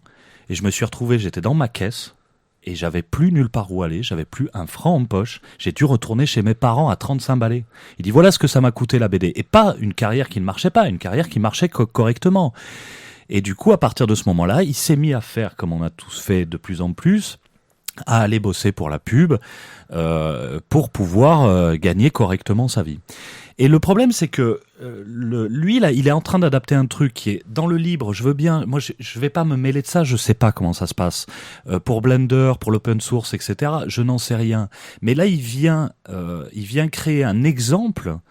Et tu dis, oui, pour l'instant, ces exemples, c'est des niches. Mais le problème, c'est que tu vois bien la vague que ça a fait. Et on a déjà suffisamment de mal à faire entendre notre voix en disant qu'il faut que ça change. Il faut qu'on considère un peu les auteurs et qu'on les paye correctement. Il faut bien comprendre que les éditeurs actuellement, c'est un employeur qui n'a pas à payer de charges, qui n'a pas à payer de retraite, pas de 13e mois. Il faut comprendre que les auteurs n'ont rien de tout ça. Qui a encore pas si longtemps, tout le monde gueulait parce que les indépendants avaient moins de charges à payer. Alors du coup, maintenant, on a plus de charges à payer. Parce que tu parlais des nouveautés qu'ont fait les éditeurs, mais ce que nous a fait l'État aussi, parce qu'on a eu des charges qui ont augmenté presque du double, je veux dire. Donc il y a un truc où c'est simplement un moment où on nous a pas laissé le choix. Il a fallu qu'on arrête d'aller travailler. Et pour moi, l'exemple qu'il donne avec ça, c'est un très mauvais exemple. Et je suis désolé, vous allez me trouver dur, mais ce qui est pour moi symptomatique du truc, c'est que quand tu regardes les planches, ce ne sont pas les planches d'un auteur de BD. C'est un mec qui est très bon dessinateur, qui a l'habitude de faire du design, mais c'est pas de la bande dessinée. C'est ce que je parlais tout à l'heure, c'est une suite de jolies images mises à la suite des autres. J'ai lu quelques pages sur son site pour voir, même narrativement, c'est assez pauvre au niveau des connaissances techniques, dramaturgiques qu'a le bonhomme là-dessus. Donc le mec arrive avec une méconnaissance du médium, une méconnaissance du milieu, il fait quelque chose qui peut paraître très idéaliste, mais qui est extrêmement dangereux.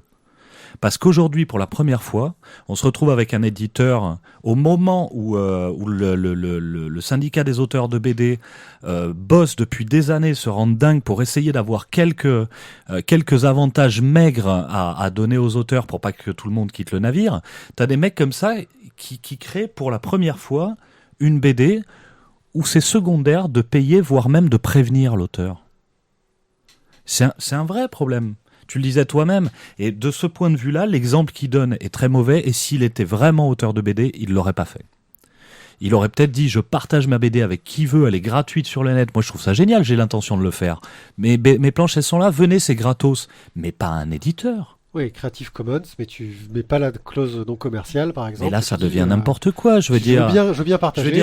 Chacun en fait ce qu'il veut. Et alors, dans ce cas-là, avec, je veux avoir ma part, quoi. Et dans ce cas-là, donc du coup, je veux dire, il y a quand même ses limites. Il y a un moment, et puis même s'il y a un moment, t'as une pub, je veux dire, si un parti d'extrême droite se disait sont jolies ces images, on va faire une pub avec ça. Enfin, il y a un moment, je veux dire, on a suffisamment de mal, nous les auteurs, à être payés, juste à être payés. Pour moi, ce genre d'exemple, est un très mauvais exemple à donner. Et pour moi, c'est de l'irresponsabilité. C'est pas de la naïveté, c'est de l'irresponsabilité et une grande méconnaissance du métier. Voilà, j'arrête. En parlant d'auteurs qui ont du mal à expédier, c'est Lisa Mandel qui en ce moment s'amuse à dénoncer les éditeurs qui ne la payent pas. Alors elle a expliqué gentiment à l'Obs que s'ils ne la payaient pas, elle leur lancerait... Journal à tendance de gauche, dit-elle. Elle leur lancerait une malédiction de la gitane comme dans un Stephen King.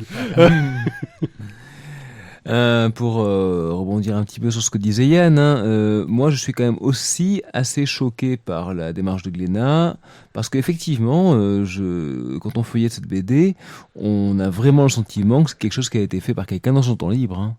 Je pense, j'ai pas l'impression que ce soit je trouve pas du tout que ce soit d'une qualité qui mérite à la base. On se dit que si quelqu'un avait présenté ça avec Glénat, un dossier en disant payez-moi autant qu'un auteur de BD normal, ils auraient peut-être dit non. On a vraiment l'impression qu'ils se sont dit on a l'occasion de publier un truc pas grand chose, les dessins plairont aux gamines, allons-y, on n'a pas grand chose. Et pour le coup, ils font une promo, ils font une sortie avec un tirage important. C'est ça qui me gêne vraiment aussi, c'est l'idée que finalement, à partir du moment où on a un truc qui peut, même si on sait que la qualité est quand même assez, encore une fois, je veux pas être méchant avec un auteur, mais on voit bien que c'est un truc qu'il a fait à côté dans son temps libre.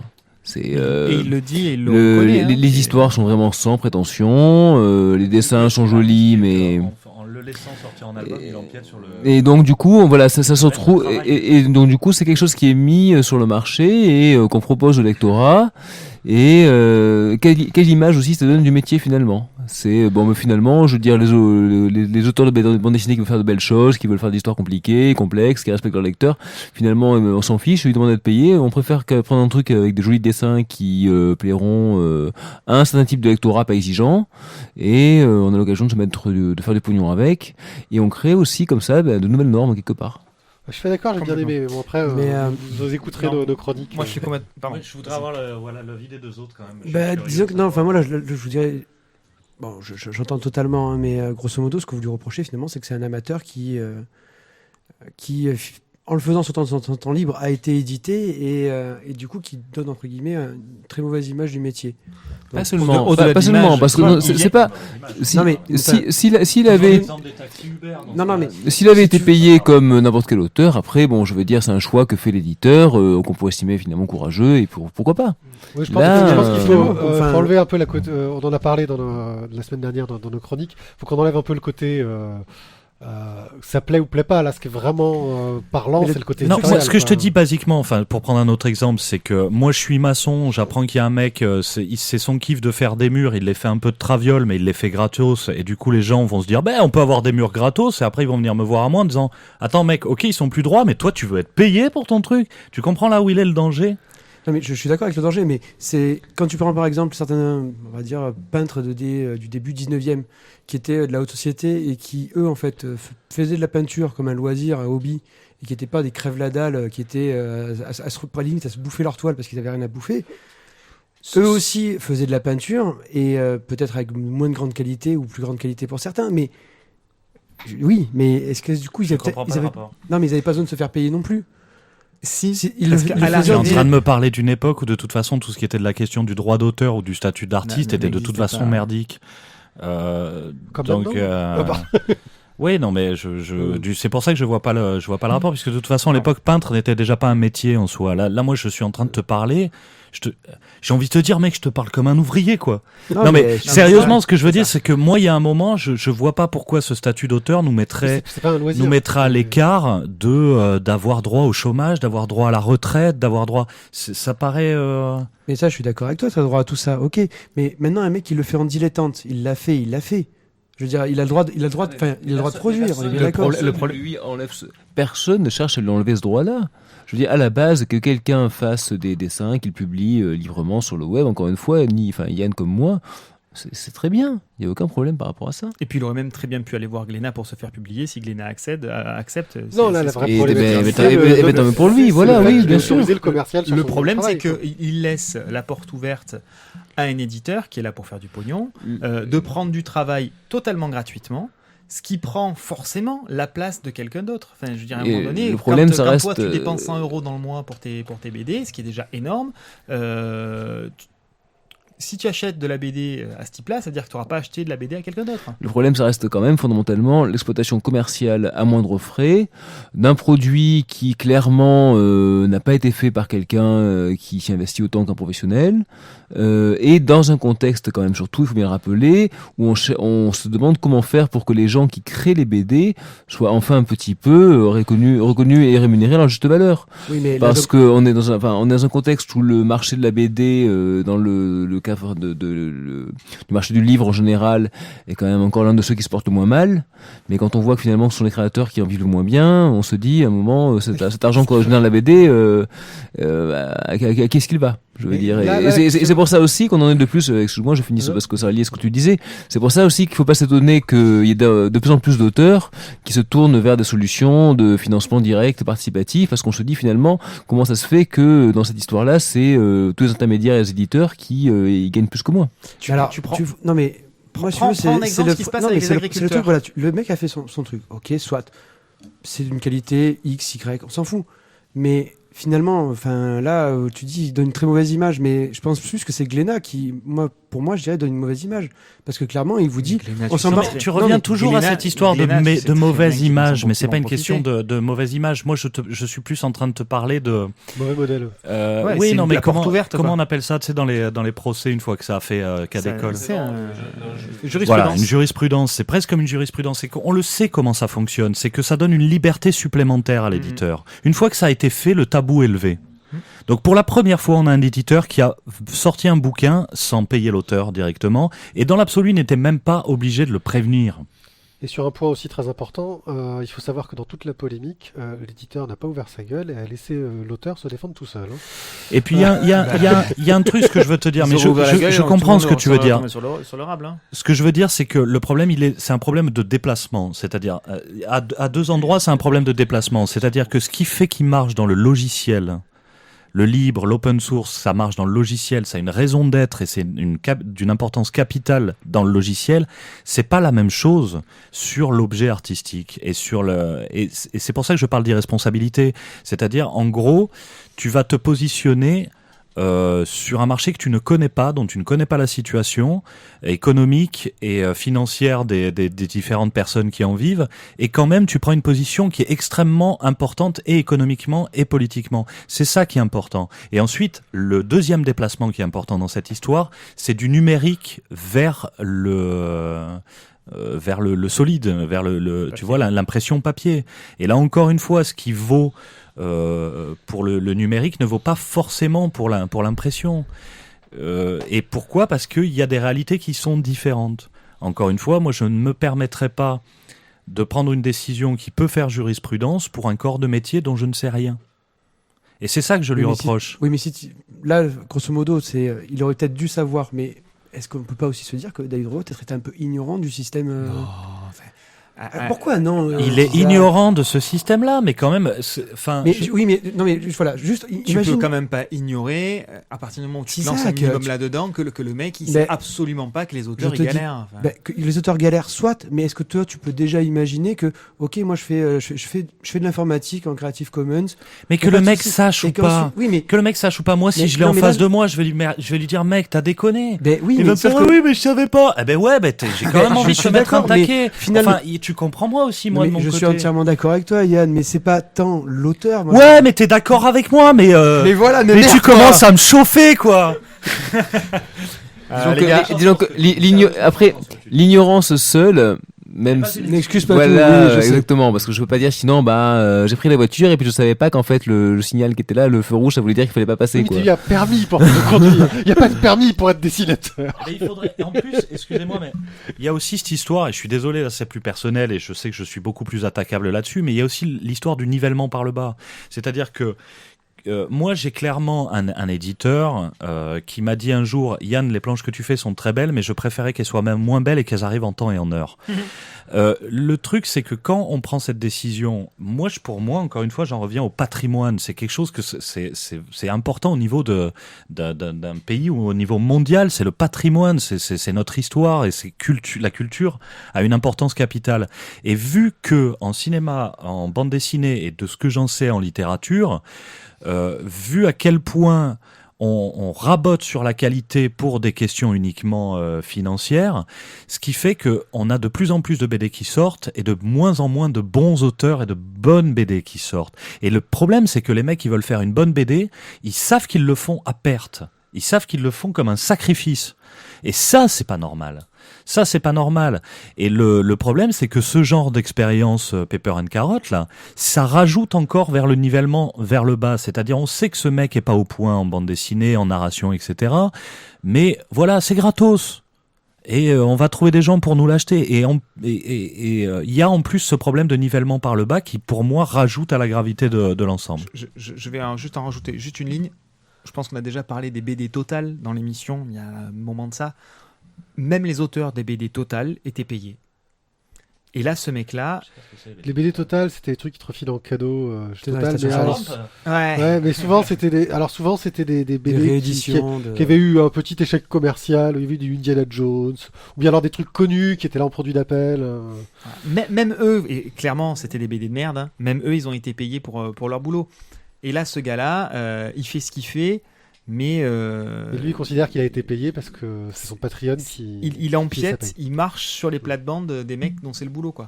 Mais en soi, même moi, je fais partie de ces auteurs qui cherchent des solutions différentes. Mais en soi, je veux dire, si tu réfléchis, même le Patreon, c'est finalement un constat d'échec. C'est-à-dire qu'en gros, on est obligé de se démerder par nous-mêmes et de trouver d'autres solutions. Simplement parce qu'on n'a pas réussi à gagner sur le territoire des droits. Alors en ce moment en France, je ne sais pas qui y arrive, hein, mais c'est dramatique. Alors ce que je trouve, je suis d'accord, moi je suis un des premiers à dire on zappe l'éditeur, on zappe le distributeur et on se démerde entre nous. Je fais ma BD, je fais un crowdfunding, tu la veux, tu l'achètes. Je trouve ça super. On n'a plus de. Mais là, ce qu'il a fait, tu vois bien qu'il ouvre la porte à l'éditeur et au diffuseur dans la pire manière qui soit. De ce point de vue-là, c'est un échec retentissant. Pierre, tu voulais nous parler donc peut-être d'une solution entre guillemets alternative. Ouais, alors solution alternative, j'ai un peu des doutes sur cette solution, mais qui est C'est une proposition un autre qui a été truc faite. qu'on a vu. Donc on a déjà parlé donc des Patreon et des Interdire la BD. donc non et des Enfin- bien comme ça, on rentre en révolution. donc des Patreon, des Kickstarter pour parler enfin des J'ai solutions. bien envie de techniques faire de la et BD en treillis, moi. Oh. Le point levé.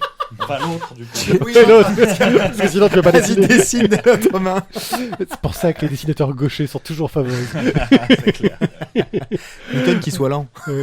C'était la Victoria bande dessinée. Et donc ça s'appelle le Pixtel. En gros, c'est alors je connais pas son vrai nom, C'est c'est du Minitel Rose, ça, non Jippo sur Twitter et les différents réseaux sociaux. Le nom est nul. C'est Ça aurait un été tellement mieux Splash Page. le gars. J'ai envie de te dire que Pixel, c'est déjà pas mal. Ah ouais, Pixel. Vas-y, dis-le chaud pour voir. C'est un gars qui est à fond de Turbo Média, qui fait beaucoup de veille sur le Turbo Média, qui s'est beaucoup intéressé dessus. Donc quelqu'un, si vous vous intéressez au Turbo Média, qui est à suivre, et qui a essayé de trouver une sorte de modèle économique pour le proposer. Où en gros, bah lui, son modèle, c'est de dire, eh ben, vous donnez des sous, et puis quand on a assez dans la cagnotte, bah vous avez financé les planches qui vont suivre. Donc c'est plus une idée de ça, c'est encourager un projet. Et quand il y a assez, on fera les suivants. Donc il avait lancé un Ulule pour essayer d'amorcer la pompe, parce que il faut un engagement de base pour payer les premières planches pour montrer ça. Il avait chopé deux auteurs, donc Lem Clay, que j'aime beaucoup, et l'autre que je connaissais pas, mais sa BD a l'air plutôt pas mal. Maintenant, il a un peu trop Turbo Média sur le coup, même si c'est vrai que c'est un support qui se prête bien à la lecture sur écran, je trouve. Et j'avoue que son site internet, il pique un peu. Voilà. Disons que le problème, c'est c'est pas que très lisible, quoi. je pense que c'est quelqu'un qui a une idée qui est pas mal, mais qui n'a pas les moyens en com et en technique qu'il lui faudrait derrière pour la soutenir. Faut qu'il demande à David Revoix. En plus, je pense qu'il a lancé un Ulule, vu Qu'il a des qu'il est moyens, fini c'est à l'heure actuelle. Je pense qu'il a dû le lancer en plein été, ce qui est une erreur commerciale de malade. Parce que, Non. alors que je suis ça à Donf, que je le suis sur Twitter, je n'en ai jamais entendu parler. Je pense qu'en fait, il l'a lancé il y a pas très longtemps. Il est pas allé au bout. Je sais pas Il pourquoi. n'a pas fini. Parce que bon, tu sais que Ouais. tu m'as mis en veille en fait Ouais, sur ouais. Ulule et non. Ah, il l'a lancé, Je il l'ai s'est vu pas apparaître mis en cours de il y a pas très longtemps et très vite fini. Ah, il a annulé en cours de route. Ouh, ça sent les problèmes de droit ou de je sais pas quoi.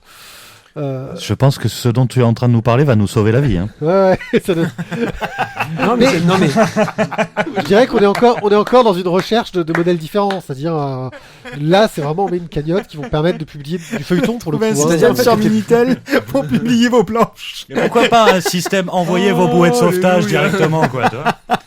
Envoyez vos dons. Tout est accepté, les graines de riz, pommes de terre, haricots verts, tout est acceptable. tu les envoies à l'arc, c'est ça? C'est ça. Et n'oubliez pas le PQ. Ouais, voilà, je pense que c'est une idée qui est Ça intéressante. commence à gratter. C'était intéressante, mais qui n'avait pas les Les moyens couches de de des se enfants. concrétiser tel quel. Et si tu me dis que le Udul s'arrêtait en cours de route, c'est qu'en plus, je pense qu'il a dû se retrouver avec des petits biais juridiques en cours de route. Ça sent vraiment ça. Voilà. Eh bien, on va passer donc à la suite.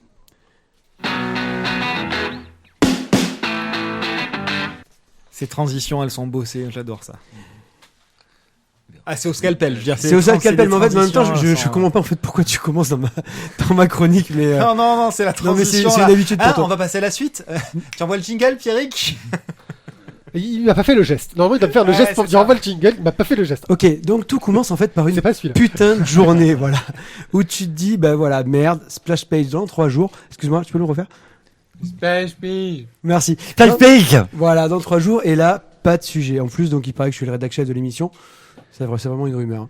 Donc bon, nerveusement, je me retrouve dans mon lieu de confinement habituel, tablette à la main, et je lance ma grande réflexion. Deux ploufs plus tard, Voilà. deux ploufs plus tard, vous savez, Tu es son effet, putain. tu sais, justement, tu vois, Tizak, Mais tu sais, gueule tu sais, les petits ploufs, c'est ceux qui te rafraîchissent un tout petit peu le fondement, tu sais, par les petites éclaboussures. Se rafraîchir les idées. Et là, je l'ai. Le premier truc que l'on voit sur une BD, la couve. Là, tu me regardes bizarrement, Yann, ça fait peur. Non, je suis Et là- suspendu à tes lèvres. Ah, ça me fait plaisir. Donc, et là, je vois immédiatement la couverture un petit peu ambiance, un plan large du paysage, et je vois en fait l'invitation au voyage, le tome 1 du Vent dans les sables de Michel Plessis. Voilà, je vous le fais passer. il fait amusez-vous. passer la BD. Donc du coup, c'est Tout le un, monde dit petit- waouh. c'est voilà, c'est un joli paysage, des nuages en fond avec un bateau, Putain, il y a des souris, quoi. Un éditeur de qualité. un éditeur de qualité, donc je fais le cours. Et de suite, on regarde, on s'imagine sur le pont d'un bateau, balayé par la brise marine, les embruns qui viennent délicatement effleurer le doux visage de Yann avec sa petite barbe. Non, c'est le plouf. ça. On imagine le contenu. Je te remercie. Oh, Tu- c'est t'as- t'as tout compris, toi. Et là, avec cette couve, immédiatement, on est dans le contenu, on est dans le voyage, on est déjà parti, quoi. Avant même d'ouvrir le bouquin. Mais justement, la couve, qu'est-ce qu'elle peut nous amener d'autre? Alors du coup, on peut avoir d'autres accroches sur la couve. On peut avoir le gros plan de sa race, quoi. Moi, je veux dire, rien de tel, tu vois, qu'un chat en train de fumer une clope. Comme ça, je m'imagine me rouler un pet avec mon chat et je reviens à les périodes de les nuls avec le CCC, quoi. Ou alors, le sang du Pareil, dragon. la couverture de Black Sad, donc. La couverture de Black Sad, c'est Super un gros plan de du chat. tome 1, le Ça chat fait en train de longtemps fumer qu'on une n'avait clope. pas entendu parler de Black Sad. Exactement. Ou alors on peut avoir le sang du dragon. Là on a une sorte de capitaine pirate avec des grosses rides, le mec qui vraiment te fout tous les chocottes, quoi. Tu te dis que si tu le croises dans une rue un soir, il va t'égorger. Celui-là j'avais pas amené la BD, désolé. Je vous fais passer, je l'ai fait. Et là, on arrive un petit peu au troisième plan, c'est-à-dire on fait plus le gros plan directement sur Sur notre. sa feuille, il y a écrit ne pas dire caca, plutôt dire plouf plouf. Je te remercie de lire les petits sous-textes. Voilà, on a en fait voilà, la troisième couve, celle où on voit un personnage en pied ou à peu près en pied.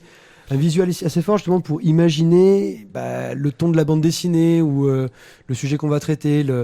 Par exemple, on pourrait avoir le Long John Silver qui est sous la pluie. On se dit que voilà, le mec il a bien roulé sa bosse, qui est directement. Ouais, tu sens que c'est pas une pub pour Kawaii, quoi. C'est Mathieu Lopré, quoi. Et, ou alors Ça, c'est pas du tout flou, ça. ou une femme justement qui est un petit peu dévêtue, qui va un petit peu susciter l'émoi chez un jeune prépubère. Donc voilà les trois grands types, on va dire, de bande dessinée. Après, on aurait, on va dire, la dernière couve, celle objectif, faut que je vende à donf. Donc là, je vais pas tout jouer sur un dessin de fou. Alors, je vais vaguement pomper un truc d'une chapelle paumée italienne. Allez. Je vais faire croire que c'est une sorte de magazine un peu célèbre ou alors un groupe de rock sur le retour dans une maison de retraite. À quelques lettres, ça passe, tu secoues, tu mixes un peu. Voilà, il roule ma poule, c'est comme ça que tu vois un petit peu du rock'n'stone par palette de sang, quoi. Alors, pour le côté rock'n'roll, tu aurais vu certaines des typos qu'on t'a proposées de maquettes pour le. Il y a du Il dossier. y avait du Rocky. on Il y avait du aurait- Rocky. Dis-moi qu'il y avait du Rocky. On aurait dit parfois des vieilles pochettes de Judas Priest avec bien bonne incrustation en jaune, assis sur jaune, Elle est qui, la avec typo des rivets sur Elle est qui le. la typo? Alors, C'est moi qui l'ai fait. finalement, oui, Toi, c'est Yann qui l'a Yann, faite. Hein. On a essayé, on leur a donné leur chance, mais.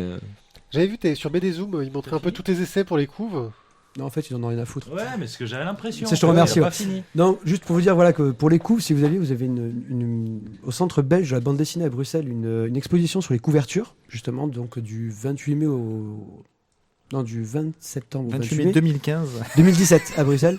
Et donc en fait, mon sujet de départ, c'était voilà, vous en tant qu'auteur, quelle est la couve voilà qui vous a laissé sur le cul et dont vous avez voilà un souvenir. Clac, ça vous revient immédiatement parce que quand on vous parle de couve bien réussie, justement, Yann, je te laisse le temps, je continue à Parce meubler. qu'immédiatement, il y a une meuf à poil qui vient, mais je suis pas sûr que c'était une BD. Mais ça peut le faire du coup, c'est Ça vendeur. t'a marqué, ça t'a. Pantouse. Il y La BD C'est s'appelait super Il y Pantouse. avait beaucoup d'images, mais il n'y avait pas de bulles, je sais pas. Je pense que c'était Tracy Lord. Ça donne ton âge. C'est là qu'on voit qu'on est vieux quand même. Hein. Ouais, non, il y a un retour non. c'est vintage. Et non, parce que Tracy Lords, toutes les vidéos ont été Effacé. interdites. Non. Parce que oui, Oui, parce bah, qu'elle a réussi à vendre le fait qu'elle était mineure pendant les publications et donc elles sont interdites aux États-Unis. Donc si tu en trouves encore, c'est que C'est que tu es un Ah, putain, je suis Oh, le mec, genre, si t'en trouves encore, genre, oh, je suis jamais allé sur des trucs de torrent. Arrête un peu. Moi, Ouais, j'ai donc- la complète de Tracy. Bon, il y a des couves qui vous ont branché. elle est collector. Ouais, elle est waouh. collector. Qu'est-ce qui m'a branché comme couve Alors, c'est quoi, je vais directement rebondir sur Pierre en fait. Vas-y, Pierre, comme ça, une couve là qui t'a marqué. Couve qui m'a marqué, bah, je vais faire Mis à ça. part Rock'n'Stone, bien sûr. Oui. Couve qui m'a marqué. C'est vrai que c'est pas évident de voir les trucs. Si, du coup, il m'a marqué, parce que j'ai mes BD devant moi, donc je peux en profiter pour faire genre. Il y a eu le Tokyo Sambo qui m'a marqué de Florent Chavoué parce que je l'ai trouvé totalement hideuse, en fait. Et que quand je l'ai feuilleté la première fois, j'ai vraiment pas eu envie de lire cette BD. Et que comme on a reçu l'auteur en invité, Tout en haut à gauche, j'ai Yann. été obligé de la lire et en fait la BD est géniale. Mais Ouais, je vois. mais vraiment, la couverture m'a donné, mais vraiment, pas envie, quoi. C'est lui aussi je crois qui a que fait c'était la Mona Sipo. Meshiba qui avait une couve encore pire. non, elle était pas mal celle-là. Non, mais ouais, Mishima, mais elle est pas Meshiba, mal. ça allait encore, ouais. Mais bon, voilà. Après, c'est vrai que il y a des couves. Bah, tu penses à Akira avec le Akira de Glénat avec le gros l'écriture Akira dessus et le petit bout de moto dessus.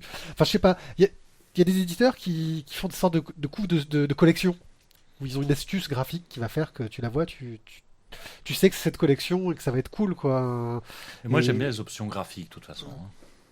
Je vais te dire un truc, en fait. Je crois que ce qui m'impressionne, c'est qu'il y a un auteur que j'admire par-dessus tout qui me décolle la rétine à toutes ses couves. C'est Mignola, quoi. Ah, j'attendais que tu parles de milieu là. Toutes les couves de Mignola sont... Je regardais aussi le Watchmen, l'édition. Moi, j'avais l'édition Zenda. Et les couves, elles sont géniales. Je me rappelle celle du comédien avec l'horloge, avec la tache de sang derrière lui, et toutes les images du Vietnam derrière, etc., que j'avais adoré.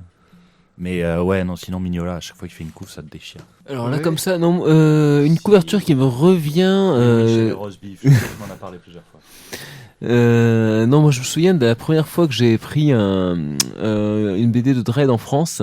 C'était il y a un bon moment déjà. C'était publié, je sais plus chez qui. C'était Mega City. Ça s'appelait Mega City Blues. Ah non. Et c'était que du Dredd par Bisley. Et alors bon, on peut dire ce qu'on veut de Bisley, c'est pas toujours bien, mais c'est vrai que la couve tuait. Et pour le coup, j'étais content parce qu'à l'époque, je m'intéressais un petit peu aux BD anglo-américaines et souvent, il y avait un gros décalage entre la qualité de la couve, qui était généralement pas faite par le dessinateur à l'intérieur. On avait souvent une couve super belle, je veux dire, en couleur directe qui tuait sa barasse. Et derrière, on ouvrait et puis on voyait un truc tout moche avec des couleurs hideuses et des gros points. Et là, pour le coup, avec Bisley, ce que j'avais trouvé bien, c'était que ce qu'on avait dessus, c'était aussi ce qu'on avait dedans. Et je m'étais dit que c'était un bon précédent à garder en tête.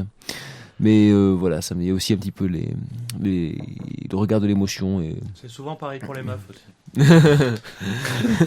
et j'étais jeune. Ce jeune. que tu vois à l'extérieur, c'est ce qu'il y a dedans, c'est ça? Non, mais des fois, la couve, c'est pas... tu vois, là. Ouais, c'est ça.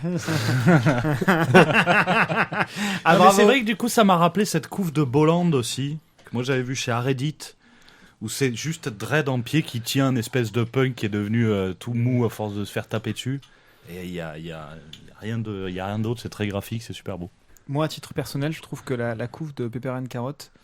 Vas-y Yann, je le tiens, vas-y. Il est où le balai, je vois pas. Dans son cul. Allez, c'est fait.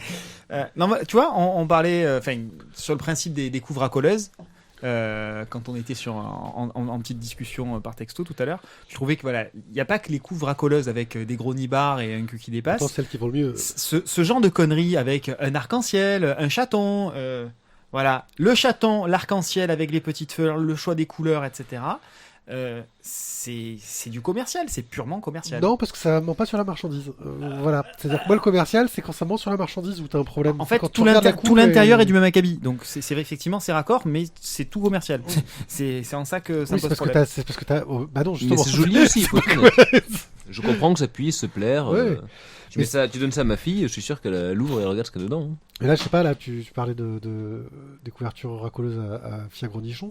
T'as montré le truc de Elle, là. Non, j'ai pas montré elle. Oui, Elle, voilà. Tu vois cette couve-là. Bon, bah, j'ai feuilleté la BD. Dedans, tu cherches le rapport, en fait.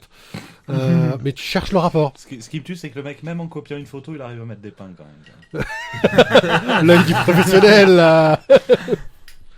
Non, mais voilà. C'est vrai que tu reprends Redskin. Donc, alors, Redskin. Flag, hein. Moi, j'ai été très déçu. Hein. Redskin, c'est du Terry cul en Dodson au faute, dessin. du Donc, cul en Terry Dodson, couverture et. Terry Dodson, tu fais faire une couverture, tu fais une pin-up. Parce que Terry Dodson, tu lui fais faire une pin-up parce qu'il fait ça très bien. Sauf que là, il nous met l'héroïne à moitié à poil, tout ce que tu veux. Et oui, totalement à poil, avec juste sa faucille et son marteau. Bien placé. Bien placé. Mais je Là, crois tu qu'elle te avait un dis- juste au corps quand même. S'il a fait ça, c'est pas uniquement pour nous vendre le côté sexy du personnage, c'est parce que c'est vraiment parce qu'il sait que ça va marcher sur le mec de base qui est intéressé par le comics et qui voit ça, se fonce dessus. Enfin, je sais pas, moi je trouvais ça très racoleur pour le coup. Ouais, mais Moi, là, ce ça qui m'a avait- beaucoup ça avait déçu bien dans dedans. Redskin, c'est qu'il y avait une faucille et un marteau, j'ai pensé dessus forcément tout de suite. Et Je l'appelle finalement, pas Red pour rien. lui, hein. et finalement, dans l'intérieur, était très peu politique en fait. Hein. C'était très sage. Oui, voilà, c'est ça. Tu regardes. Mort de Il y a un Staline, gros t'as décalage. Faucille des marteaux aussi, mais c'est plus parlant, tu vois. Bon, et du coup, pour revenir un peu plus proche de vous, la construction de la couve de Rock'n'Stone, le tome 1.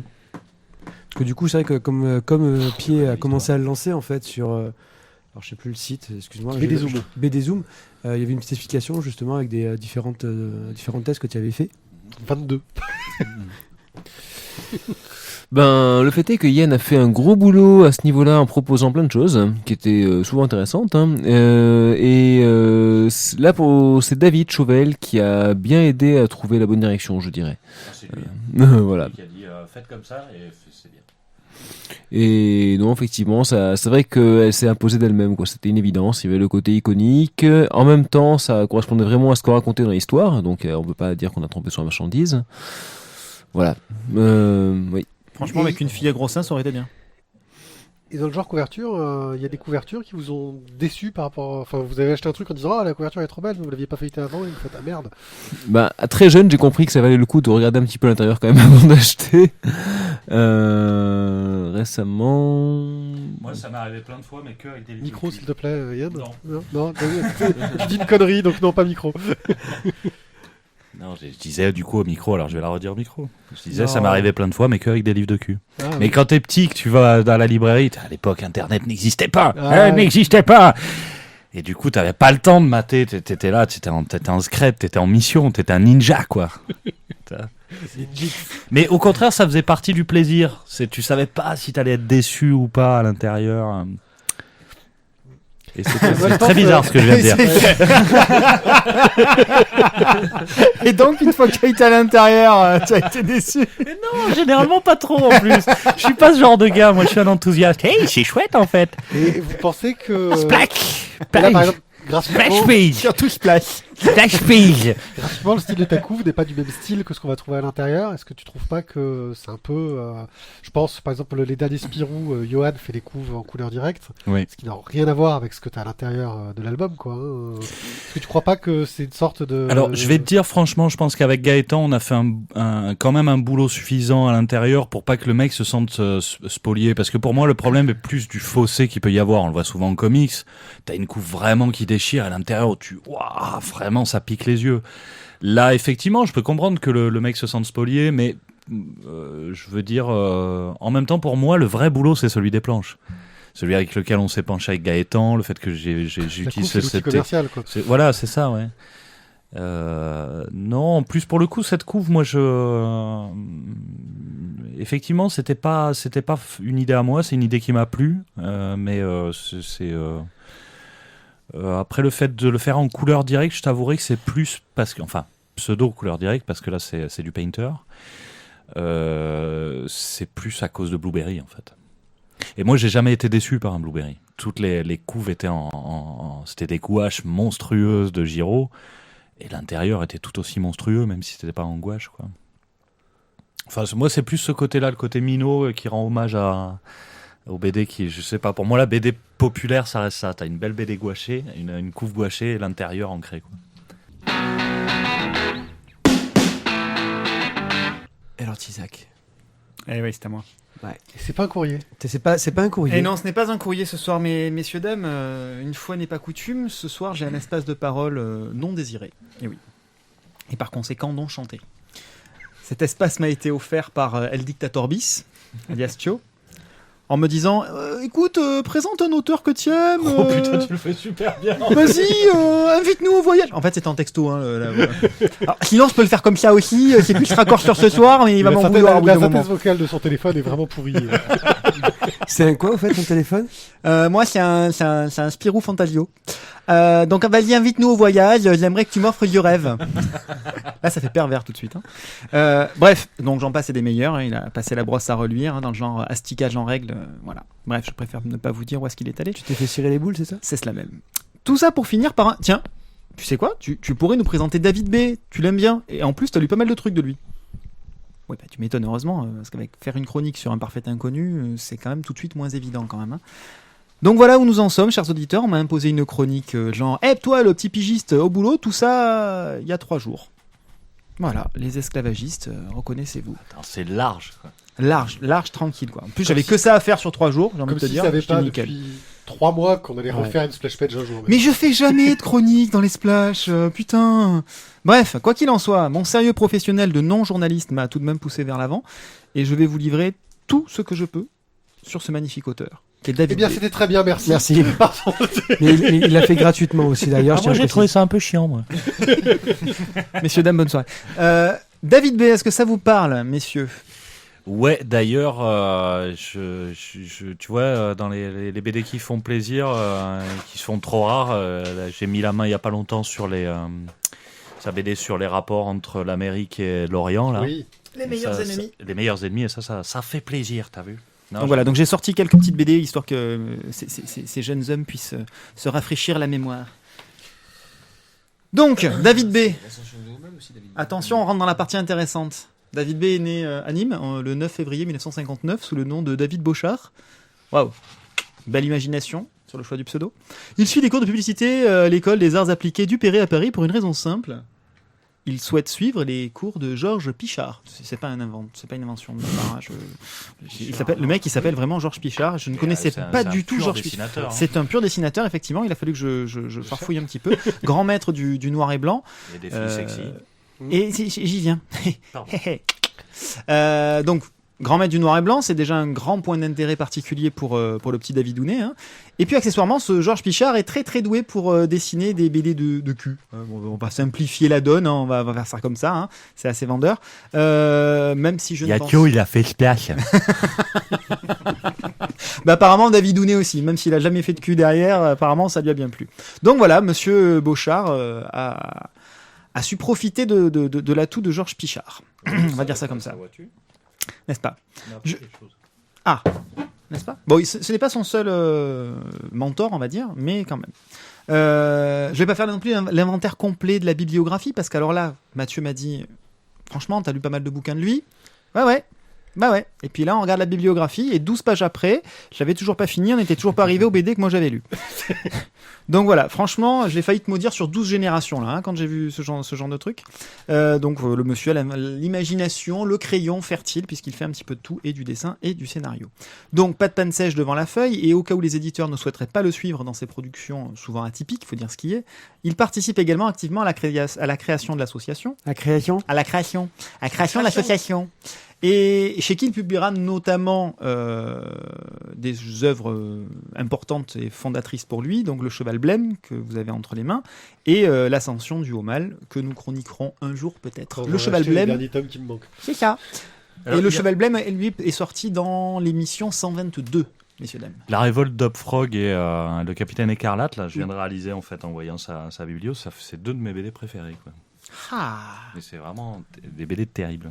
ah. Bon, finalement, Mathieu, t'as bien choisi l'auteur. Donc, première petite question, messieurs, dames, dès C'est le seul que, que tu dès lis, que en je la fait, hein. retrouve. Tu viens de répondre en partie. Est-ce que tu as déjà lu du David B et pourquoi? D'où c'est venu? Le hasard, conseillé, c'est la couve qui t'a plu justement, c'est l'intérieur, c'est le noir et blanc, c'est le côté graphique. Alors, je vais me débrouiller toujours pour dire une saloperie. Moi, je suis un grand déçu de mecs comme Trondheim ou Johan Sfar. Et à l'époque où on a commencé à voir sortir les premiers bouquins de l'association, il y avait de la nouveauté, quoi. Tu vois, et du coup, c'était vraiment neuf. Il y avait vraiment un truc qui se passait. Il y avait vraiment des trucs super. Et à ce moment-là, tous les Guibert et les Sfar des débuts, etc. Les 2 tomes, là, La Révolte d'Hopfrog et Les Ogres, c'est un diptyque, mais qui est énorme, quoi. C'est une des meilleures BD que j'ai lues.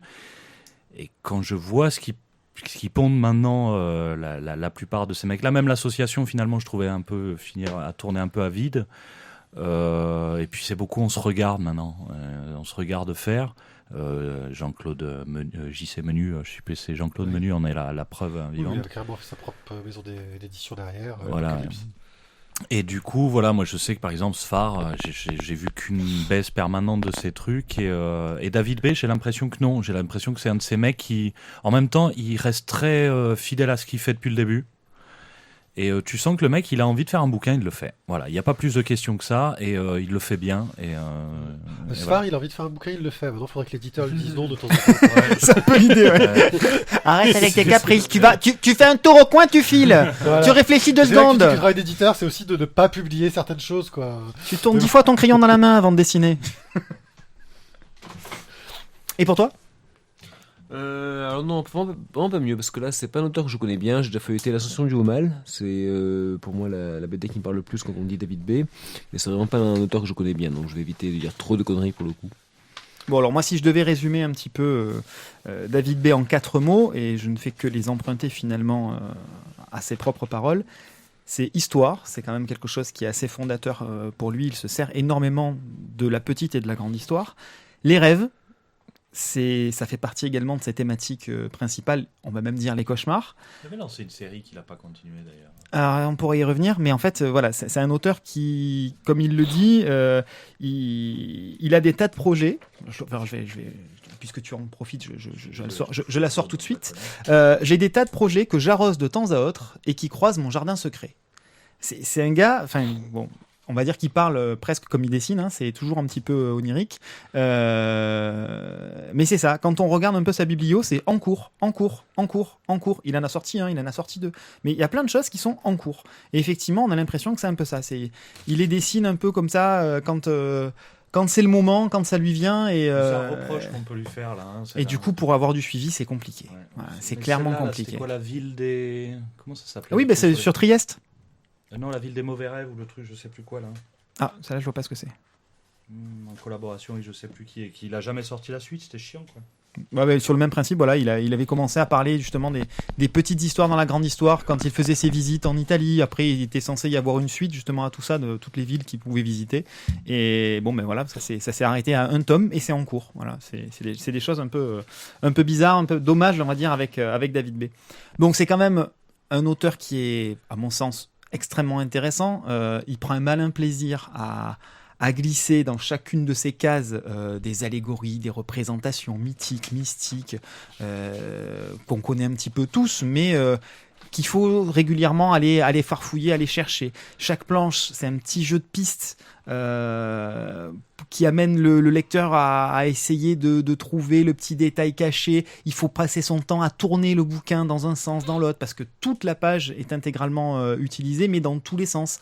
Il y a une espèce d'enveloppement au niveau de la mise en page de nombreuses de ces pages, en tout cas sur certaines planches, voire dans certaines cases, et il faut un peu tourner le truc dans tous les sens pour arriver à le suivre. C'est une sorte de constante dans ce qu'il fait, une espèce de style figuratif, mais c'est pas que de l'art pour l'art, c'est pas que des expérimentations, ça suit toujours une volonté d'améliorer le narratif. Il y a toujours quelque chose qui sert le fond du discours. Franchement, tout à l'heure tu parlais des meilleurs ennemis, ça peut être vite lourd, quoi. L'histoire du pourquoi de la guerre, du machin, ça peut vite devenir barbant. Là, on trace et on a envie d'avancer. Les scènes de baston, parce que c'est dense, hein, c'est là pour le coup, c'est sûr, c'est très dense. Mais c'est extrêmement riche. Et alors les scènes de baston, elles sont dantesques. Il y en a dans tous les sens. Et alors là, il faut vraiment aller chercher le petit détail du pourquoi lui, il est devant, derrière. C'est d'une richesse absolument, vraiment absolue. Donc ça, c'est pour la partie histoire. On pourrait parler des rêves avec le cheval blême, où là, ça part un peu dans tous les sens. Hein. C'est une forme de psychanalyse. Il y a des références mythologiques dans tous les coins. Encore une fois, c'est de la recherche partout. Il a un bestiaire fantasmagorique qui est vraiment très impressionnant. Il s'en sert justement dans les scènes de combat aussi pour illustrer certains protagonistes. Donc voilà, c'est un garçon qui a des mises en page, un dessin que l'on retrouve régulièrement d'un bouquin à l'autre. Donc il a son fond de commerce, entre guillemets, en tout cas sa patte. Mais tout ça sert toujours l'histoire qui doit être racontée. Et dans l'ascension du haut mal, qui est quand même une œuvre extrêmement personnelle, c'est mêlé, au-delà de simples faits, au-delà du simple narratif, de sentiments, je trouve, très, très, très, très fort. Le cheval blême, même si c'est plus évaporé, c'est pareil, c'est quand même quelque chose qui le touche de très très près, et il arrive à mettre ça en dessin, c'est très très fort. Donc voilà, donc le petit David Hounet, si vous ne le connaissez que de nom, si vous n'y avez pas trop lu, si ça vous a pas attiré, parce que justement, un peu comme Pierrick, vous avez trouvé ça un peu chargé, un peu dense, allez-y, allez farfouiller. Sur les autres, j'ai bien aimé. Mais... Voilà, allez farfouiller et vraiment taper dans ce que vous voulez. Voilà. Alors, messieurs, si vous deviez proposer un auteur du même acabit que David B., est-ce que vous auriez quelqu'un à mettre en face de lui? Dans la même lignée.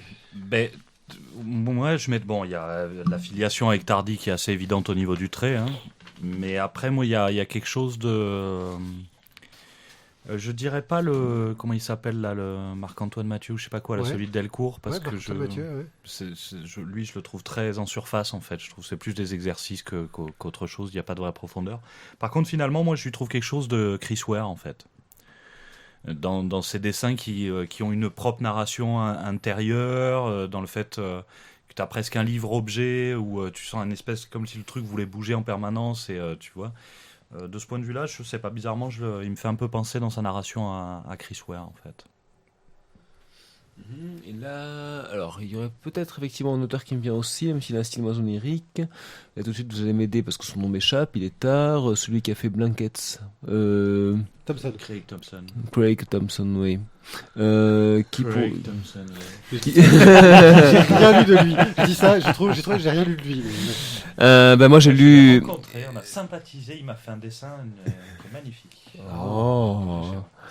Et moi j'ai lu de lui Blankets, j'ai lu aussi Habibi et c'est il a peut-être son dernier est excellent, je le un style plus accessible à la base, plus agréable à l'œil spontanément peut-être que celui de David B, mais c'est quelqu'un aussi qui arrive à entremêler étroitement narration et texte et dessin, et qui arrive à donner à des dessins d'apparence parfois assez anodine une dimension onirique en quelques traits. Je pense qu'il y a une parenté qui peut se faire là aussi. Alors toi, en tant que scénariste, comment est-ce que tu arriverais à imaginer le le storyboard, la création d'une histoire comme celle-là, la mise en page de cette création-là. Ah ben là, je pense que pour le coup, ça touche à une de mes limites en tant que scénariste. C'est que moi, je pense qu'en termes de découpage, je comprends encore comment ça marche. En termes de dialogue aussi. En termes de storyboard, je me suis, pour l'instant, toujours beaucoup reposé sur mon camarade de droite. Faut être honnête, c'est quelque chose que je comprends mieux aujourd'hui que quand j'ai commencé que je comprends mieux aujourd'hui que quand j'ai commencé à bosser dans la BD, ça c'est évident.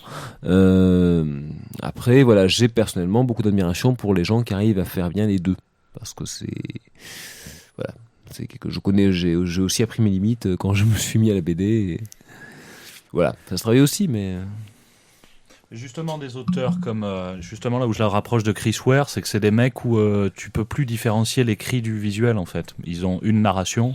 Ça fait un peu penser finalement à Miyazaki qui raconte qu'il passe par l'étape du scénario, il va directement au storyboard. En fait, il écrit en image le mec. Donc c'est un peu ça. Tu vois, quand tu vois sa narration, tu te dis mais il n'y a pas de tu peux plus te dire le mec il s'est pas dit alors je vais faire une case comme ça, je l'écris à la machine. Non, tu sens que c'est un processus où tout est lié en fait. Et merci beaucoup Tizak, c'était formidable. Tu referas une pour dans un mois donc. Oui, sur David B. Sur l'autre partie sur 9. Sur David C du coup. Je crois qu'on va pouvoir vous poser notre question classique. C'est le moment, non C'est quoi le dernier truc que vous avez découvert en BD, vous avez fait waouh Rumble. Vas-y, parle dans le micro, dis-nous ce que c'est Rumble. Ah, moi, c'est Rumble. Alors, j'ai adoré Tokyo Ghost, tout ça, machin. J'ai eu plein de claques, mais alors vraiment, celle qui a emporté mon adhésion, c'est Rumble. C'est une BD qui est parue chez Image Comics de John Arcudi, le mec qui a bossé, qui bosse comme scénariste sur BPRD notamment en ce moment. Qui a fait plein d'autres choses en comics, mais j'ai pas tout en tête.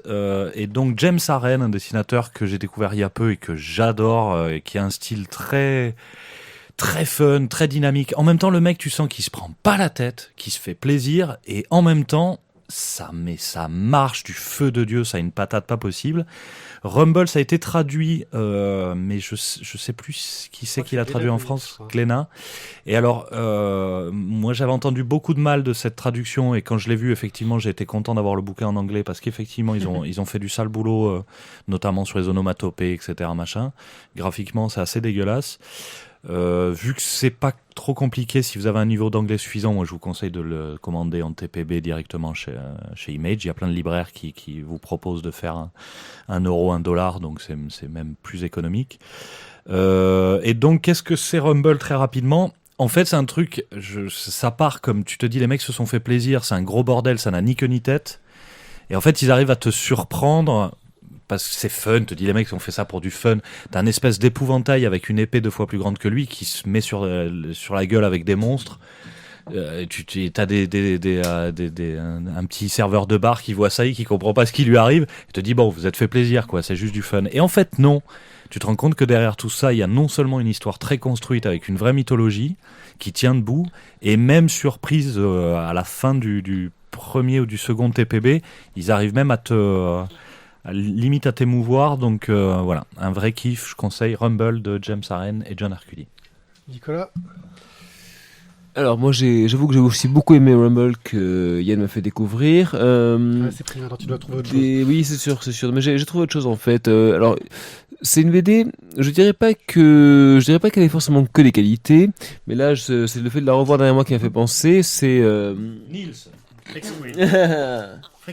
C'est Freak Squill de Florent Maudou. Je cherchais son nom, je l'ai trouvé. En fait, alors j'ai pas du tout lu, j'ai lu les 4 premiers tomes si je me souviens bien. Ce que j'ai beaucoup aimé dans Freak Squill, c'est ce côté généreux qu'a l'auteur, je trouve. Où parfois peut-être un peu trop, effectivement, on peut lui reprocher, ça part dans beaucoup de directions, c'est très très dense, et beaucoup de choses. En même temps, on sent qu'il y a une vraie liberté chez lui. Et il cherche vraiment à donner au lecteur. Il a des idées parfois. Ça devient violent. Il a beaucoup d'idées et il cherche vraiment à montrer, et quelque part à montrer au lecteur que oui, j'ai envie de le faire, je peux le faire, mais tout en respectant le lecteur. C'est-à-dire qu'il cherche vraiment, on sent vraiment qu'il cherche à apporter quelque chose. Il y a un dessin qui est super soigné tout en étant très dynamique. Il y a un scénario qui part dans beaucoup de directions, mais avec des personnages assez riches et où on s'attache aux personnages et qui ont un côté vraiment je dirais sympathique tout en étant complètement différent de nous parfois. On sent qu'il touche à la fois au fantastique, au super-héros, à la quête initiatique, au teen movie quelque part. Enfin, c'est et le fait de se dire qu'on arrive encore à faire ça aujourd'hui, c'est bien. Je trouve que c'est le genre de BD qui, même si elle peut avoir des défauts, elle donne envie d'en faire. Et c'est bon signe. Qu'est-ce que vous parlez bien de BD? Vous devriez faire une émission où vous parlez de trucs culturels. Culturel un peu Sûr que ça geek, pourrait c'est ça que marcher, je veux dire. ouais. Mais vous y connaissez un peu quand même en BD. Vous viendriez si on faisait un truc comme ça? Ah ouais. Ah bah oui. Hein. On appellerait ça comment? Ah, clic. Attends, t'as un filtre devant, ça s'appelle un filtre anti-pop. On va appeler ça anti-pop comme le filtre. Ah, c'est con, j'avais pensé à Splash Page. Ah, mais je disais. Du coup, où est-ce qu'on peut vous retrouver si on veut suivre un petit peu vos... 4 boulevard d'Athènes. Il m'a portable, c'est Cherchez sur Google Maps. Au dernier métro. Donc je ne veux pas ton Le 06, bar pas ton du adresse. milieu, 4e tabouret. Où est-ce qu'on peut nous retrouver sur Facebook? Alors, on a. C'est bon. pas content, il fait. Oui, je pourrais dire aussi arrête, enculé. Mais c'est homophobe. On a une page Facebook pour Rock'n'Stone et sur laquelle je pense que lorsqu'on fera d'autres trucs en commun, on s'en servira éhontément pour faire de la pub pour d'autres trucs qui n'ont rien à voir avec Rock'n'Stone, mais c'est quand même fait par Jean et Valéani. On a aussi un site pour Rock'n'Stone qui est mis à jour pas très régulièrement, mais dans lequel ceux qui ont aimé la BD pourront trouver des trucs en plus. Voilà. Après, Yann a une page professionnelle sur Facebook sur laquelle vous pouvez. Yann Valéani Art Page. Voilà, moi je suis sur Facebook aussi, mais c'est une page perso, du coup. On va pas en parler. Voilà. Voilà, Si vous voulez voir des photos, Il y a les photos des vacances. si vous voulez voir des photos des enfants en maillot. Twitter et Tumblr et ce genre de trucs aussi. Bref, le tour Bien. des réseaux sociaux. Eh bien, on vient de terminer donc notre émission numéro 9 de la Splash Page. Et comment il s'appelle cette émission? 9. La Splash Il y avait une Page. question Comment qui- ça? Ouais. La Splash Splash Page. Merci à vous d'être venus. Merci à vous de nous avoir reçus. Ouais, merci et merci pour la pizza. Ah non, c'est une C'était cuisinière, super. hein, c'est la pizza Midog. C'est l'épisode de- Surtout une pizza sans viande avec de Si la vous voulez roquette. qu'on offre autre chose que des pizzas à nos invités, Invités. vous pouvez aller sur le Tipeee. Un Tipeee qui a été ouvert récemment. Donc, n'hésitez Non, et les pas. pizzas étaient très bonnes, je suis ravi. moi. Non, fonctionne pas en licence Creative Commons 4, Voilà. machin, tout gratuit. Tout est Envoyez-nous payant. des thunes. Tout est payant. Merci beaucoup, à bientôt. Ciao, ciao. Allez, au revoir, ciao, ciao. À plus.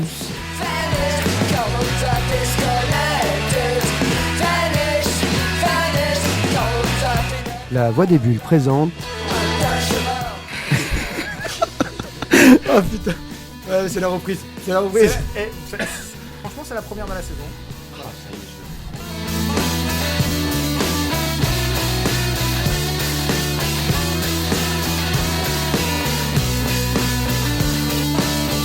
La Voix des Bulles présente la masturbation séquentielle de votre aire tegmentaire ventrale. C'est pas ça, hein.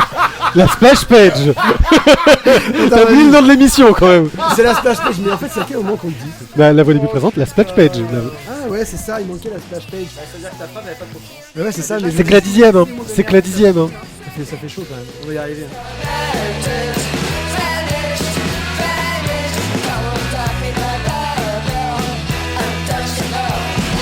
La Voix des Bulles présente. Oh putain, la soirée va être longue. Mettez-le aussi fort. Vous avez vu, on a un livre au cas où. La voix des bulles présente. Nous aussi, on a droit à la parole. La voix des bulles présente. La Splash Page. La Splash Page. Sponsorisé par les orthophonistes de France. La Splash Page. Je veux pas que je fasse les... Non, on va le faire foutre. C'est moi qui le fais. La Splash Page. C'est vrai qu'on a choisi un nom tellement facile à prononcer. Le Wally Club, les Splash Page. Nous, quand on crée un nom d'émission, tu vois, on est comme ça, quoi.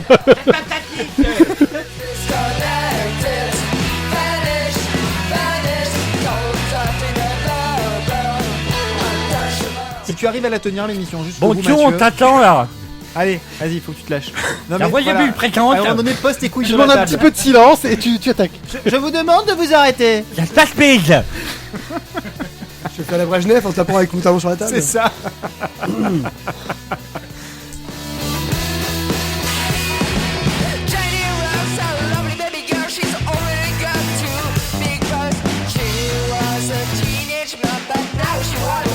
La voix des bulles présente la Splash Page. Merde. Voilà, on fait, vas-y, lâche.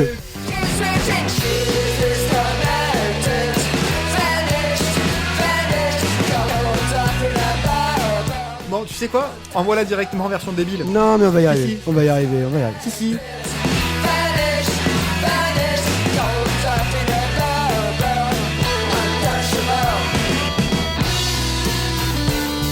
Moi, je crois en toi. Moi, je suis sûr que tu peux. Je te remercie, ça me fait plaisir.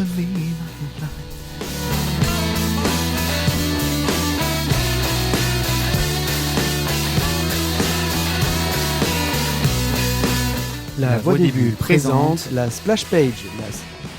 Oh putain, elle était Pourquoi bien. tu- Mais c'est toi qui l'as fait parles en tomber même temps comme que ça. moi. Mais non, mais c'était bon. C'est pour m'aider.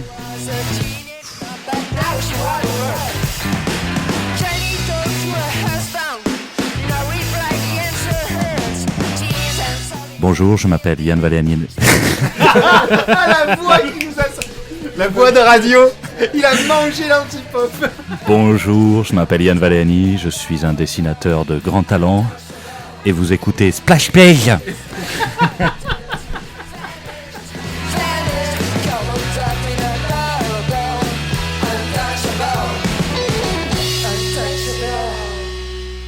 Tu peux la faire en anglais, s'il te plaît? Hi, I'm Nicholas Jean, and you're listening to La Voix des Bulles. Je voulais que tu fasses la voix des boules. La voix des boules, le délire, c'était coulé d'avance, quoi. The voice of the bubbles. C'est Balloons en plus.